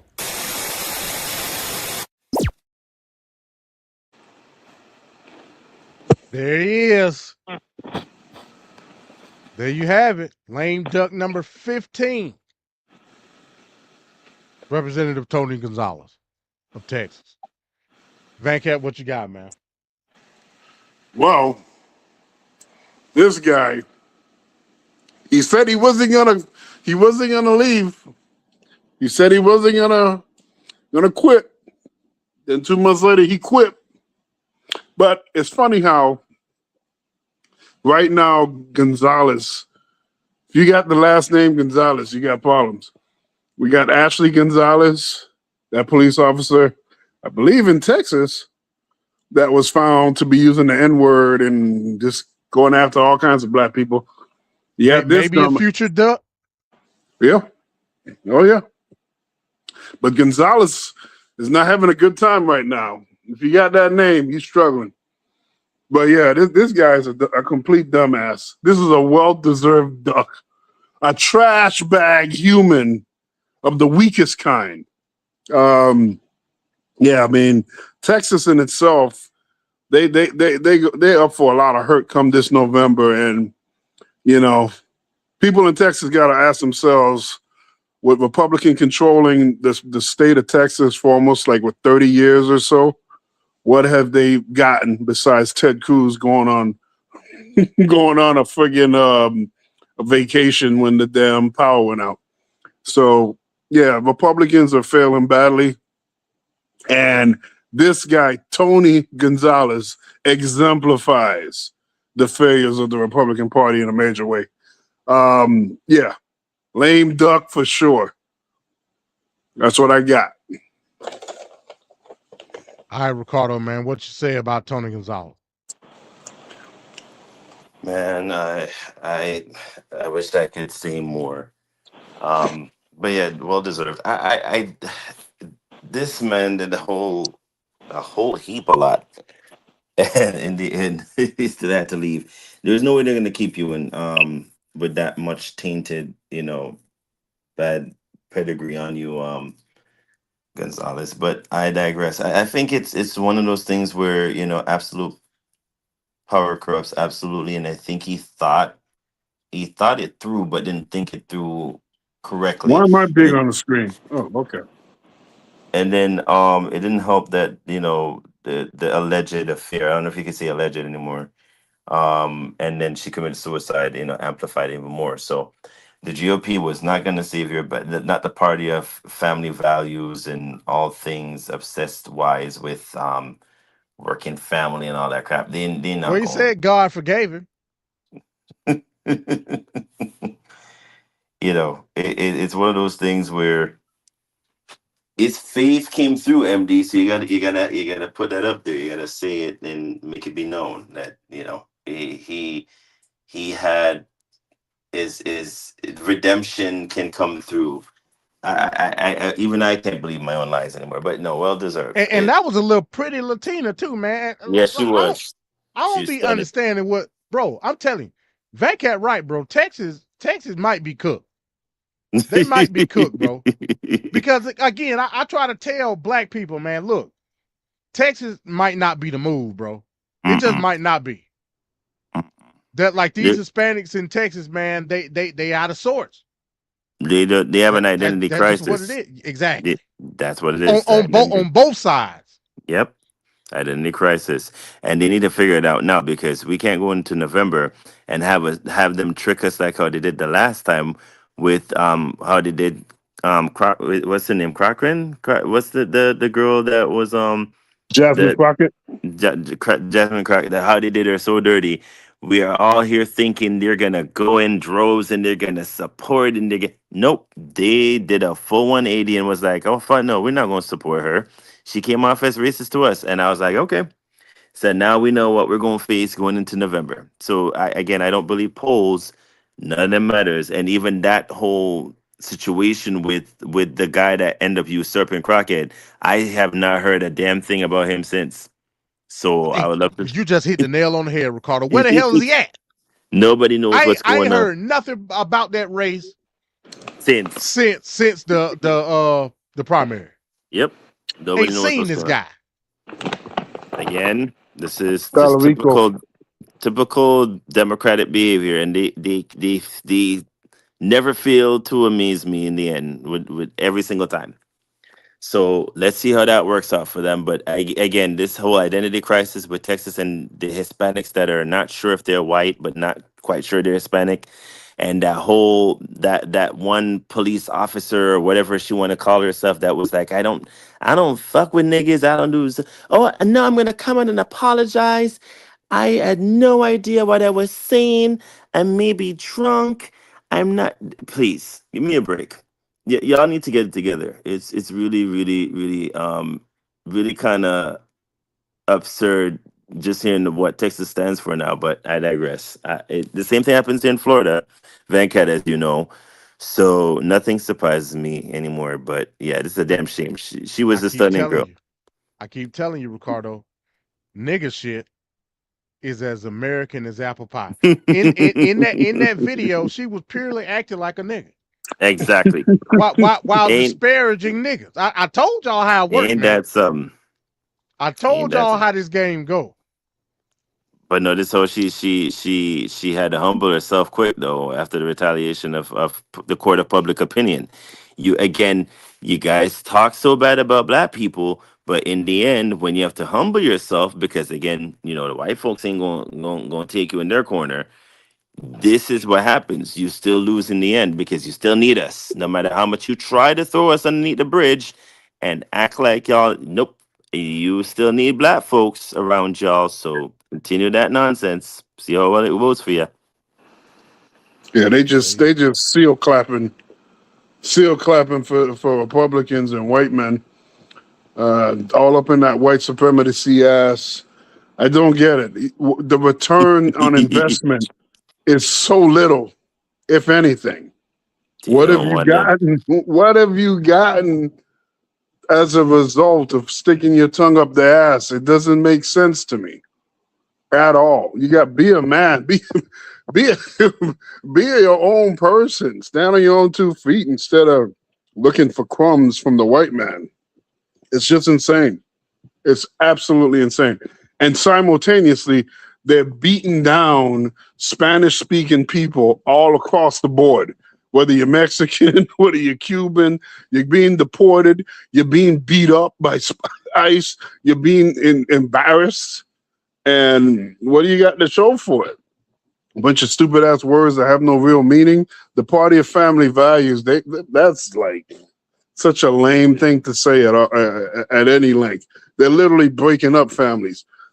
Trump relished the fact that he put little kids and babies in cages in the first administration. I mean, this is not a new thing. So this all, as what Mike would say, miss me with that. It's crazy, man. Like, we're still dealing with this. But this is why Kamala Harris didn't win. It's out in the open. If I had the power to change the outcome of the election in 2024, I would not do it, because we need to see these moments in time. This needs to be on full blast. We need the documentary. We need this to be logged into the history books as far as what happened. So now there's no confusion. There's no mishap. Because in the 90s, the Latino Black coalition seemed strong as hell. You got rappers and whatnot all hooked up. You got all this dancing going on. Everything seems cool. But it was never really cool. There's always been this racial undertone. This darker Cubans are treated less than, and lighter Cubans. You see that all across. Mexicans, with Puerto Ricans. This is not a new thing, not a new phenomenon. I remember my wife is Puerto Rican. I walked into a Spanish restaurant, and it's like the music was playing, and when I walked in, the record just stopped. And I'm like, what the fuck? It felt just like that. I'll never forget that day. I'll never forget that day. I mean, it's not a new thing. What is this nigga doing up in here? Is he lost? It is not a new thing. It's not a new thing at all. So I'm just happy that it's out in the open and it's on Front Street, because this needs to be known. Latinos, Spanish-speaking people in general, they have a bias. They have a hatred for darker-skinned people, and they love to suck on the tit of white supremacy. Well, there you have it, folks. Well, for you jet setters or whatnot, if y'all need to get your passports reprinted or anything like that, man, you're gonna get your commemorative America 250 Trump face passport. And I don't know why I should have had a picture ready for that. I don't know why I didn't, but it's a real thing. It's real. It's real. Lord hey, man, have listen, mercy. now I got to get it. I can't leave the show without showing it. I saw a thing where they said that Trump gold card, where you get citizenship, you got to pay like $1 million for that Trump gold card. Only one gold card has been redeemed. Exactly, the grifting of all grifters. It's crazy. Well, I'll be damned. Yeah, it's a real thing. Let me show the before we get up out of here, because you think it's a joke. I got to show it ain't a joke. Oh, hold on. And by the way, the 250 celebration is what, this 4th of July? I thought it was next year. Yeah, it's for. Oh, Lord. Are you going to the UFC fight? Let me change this up here and wrap down the boom. Yeah, my hair. Well, there you go, right there, folks. Lord have mercy. And when you go into the international airport in other countries and you pull out your passport, you got something to be proud of. Oh, hell no. You know what I'm saying? Donald Trump's face to be. You might get shot at with that passport. The limited edition U.S. passport. Yeah, Donald Trump's face to be featured on limited edition U.S. passport. That's what an effort it is to try to legitimize an illegitimate person. We're naming streets, airports, buildings, We're doing passport. We're doing everything as if this guy was like Gandhi or something. He has And the done fun, nothing. He's the worst ranked president in all of the presidents in the history of this country. And I don't know, man. he's gonna be a Propaganda is footnote. more important. He's gonna be erased. He knows it, but we'll see what happens. Especially this Yeah. presidential library they're building in Miami. We'll see how that goes. It's stolen Mm, land, by the way. mm. So Well, there you go. Well, that's tonight's show, folks. That's tonight's show. Good show, good show, good show. I got to see what the concept gonna be. Well, actually, I do know what the concept gonna be. It's time for me and Van Cat to spar. Oh boy. We're gonna do what I've been saying we're gonna do, and I guess this will be the show to do it. Mm-hmm. It's done died down somewhat, but the conversation is still there. We finally gonna deal with this Hassan Piker issue and this whole Oh yeah. Oh yeah. this whole lefty loony takeover and all that. left it only take over. That's the hate talking. That ain't the real MD talking. That's just the hate talking. We're gonna deal with that. So that'll be the main focal point in next week's show. I'll come up with the concept or whatever, and then we'll duke it out. We'll duke it out. So with that being said, man, I'm gonna let y'all get y'all outros, man, and we up out of there. He put the I don't know why you trolling Mike like that. Why? Yeah, y'all go get your outros, man, so we can go get the fuck up out of here. Oh well, another great show. Another great show. Looking forward to next week. And I think that's it. I don't really have anything major. The world's on fire. And we gotta wait to see what next crazy thing is gonna happen. So we'll see you next week. Yeah. We're definitely gonna see what's gonna happen next. Go ahead, Ricardo. Yeah, great show. I don't know what's in the pipelines for the week because God, everything is changing. Iran still has not budged yet, so the Strait of Hormuz is still left up in the air. This friggin' man is gonna make the summer even more expensive, seeing that we're going through World Cup and I don't even know what kind of is this bicentennial now. I don't even know what celebration is the 250 for the 4th of July. There's so much happening that every single time this man comes and speaks, the stock market either moves up or it goes down. So in lighter news, UAE left OPEC, so I don't know what that means in the grand scheme of things. We were gonna talk about that, but I ain't have time. But Yeah, we don't have time, but that's a topic for conversation going forward because if UAE leaves OPEC, I don't know what that leaves the cartel going it forward. ain't if it's happening. It's happening Friday. Friday is the first day. They said they out, and they gave a date of Friday. They didn't even say 6 months from now or the end of December. They said Friday they out. So, I don't know what that means in terms of the oil price going up and down. I don't know if this is a great pull from Trump's side. I don't know if him and, the Saudi crown prince and the rest of them are in cahoots. I don't know what's going on in this world anymore. But, everything is just moving in real time, real quick, real fast, and we can't keep pace. And this is a distraction, and Epstein file hasn't been released yet. And I don't even know. It's crazy, man. It's crazy, but keep abreast. Keep Damn re-indicted Comey for no damn reason. which we all know is going to get thrown out by SCOTUS again. So this is just another pointless crap. So it's distractions beyond distraction, and we still haven't released the goddamn file. And this man said there was not going to be wars, and here we are. And MAGA still defends this damn loser because they're in too deep and can't admit guilt. So expect gas price to be, hovering up and down, and also pay attention to stuff like latex gloves and all that stuff is going to be going up because it's again a byproduct of oil. So you think latex gloves is cheap now and until the summertime when it gets expensive. It ain't going to be fun. Not cheap. But I Need digress. some latex gloves, folks. You don't know what I do in my got going spare on? time. You don't know what I do in my spare time. Anywho, but yeah, I just I look forward to the next show. I don't know what the next topic is going to be. MD said it's going to be a spar between him and Van Cat, so we'll see what happens. But stay tuned. We'll see what goes down the pipeline. But yeah, mind your business, MD. I have things to do Yeah. Let me shut the hell up. I don't even with want to my know. latex gloves and oil and everything else that I got. Never mind. Never mind. I don't even want to know.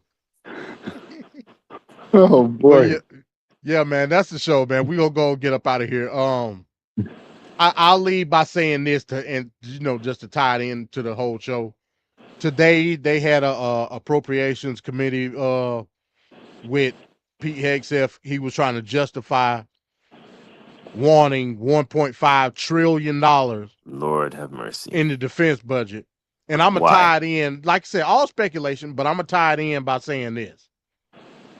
We just saw in the video talking about the AI bubble that more than likely is not going to be able to sustain itself with the inner workings of how big tech work. It just ain't enough money to go around. We all know that these AI companies vie for these government contracts, so on and so forth. It is to my belief that the only way that they can get the amount of money to sustain themselves is through government. Yep. Contracts. And that mainly means government contracts in the form of defense contracts. Yep. Bing, ding, ding, ding, ding. So I would put two and two together and say the reason that Pete Hegseth and Department of Defense is asking for this astronomical amount of money is to pay AI. I'm gonna just leave it at that. Can't argue with that point. So with that being said, man, peace to everybody that's watching. Peace to everybody that's gonna watch later. We'll see y'all next week, I guess. TFP Tape Politics. We out. Peace.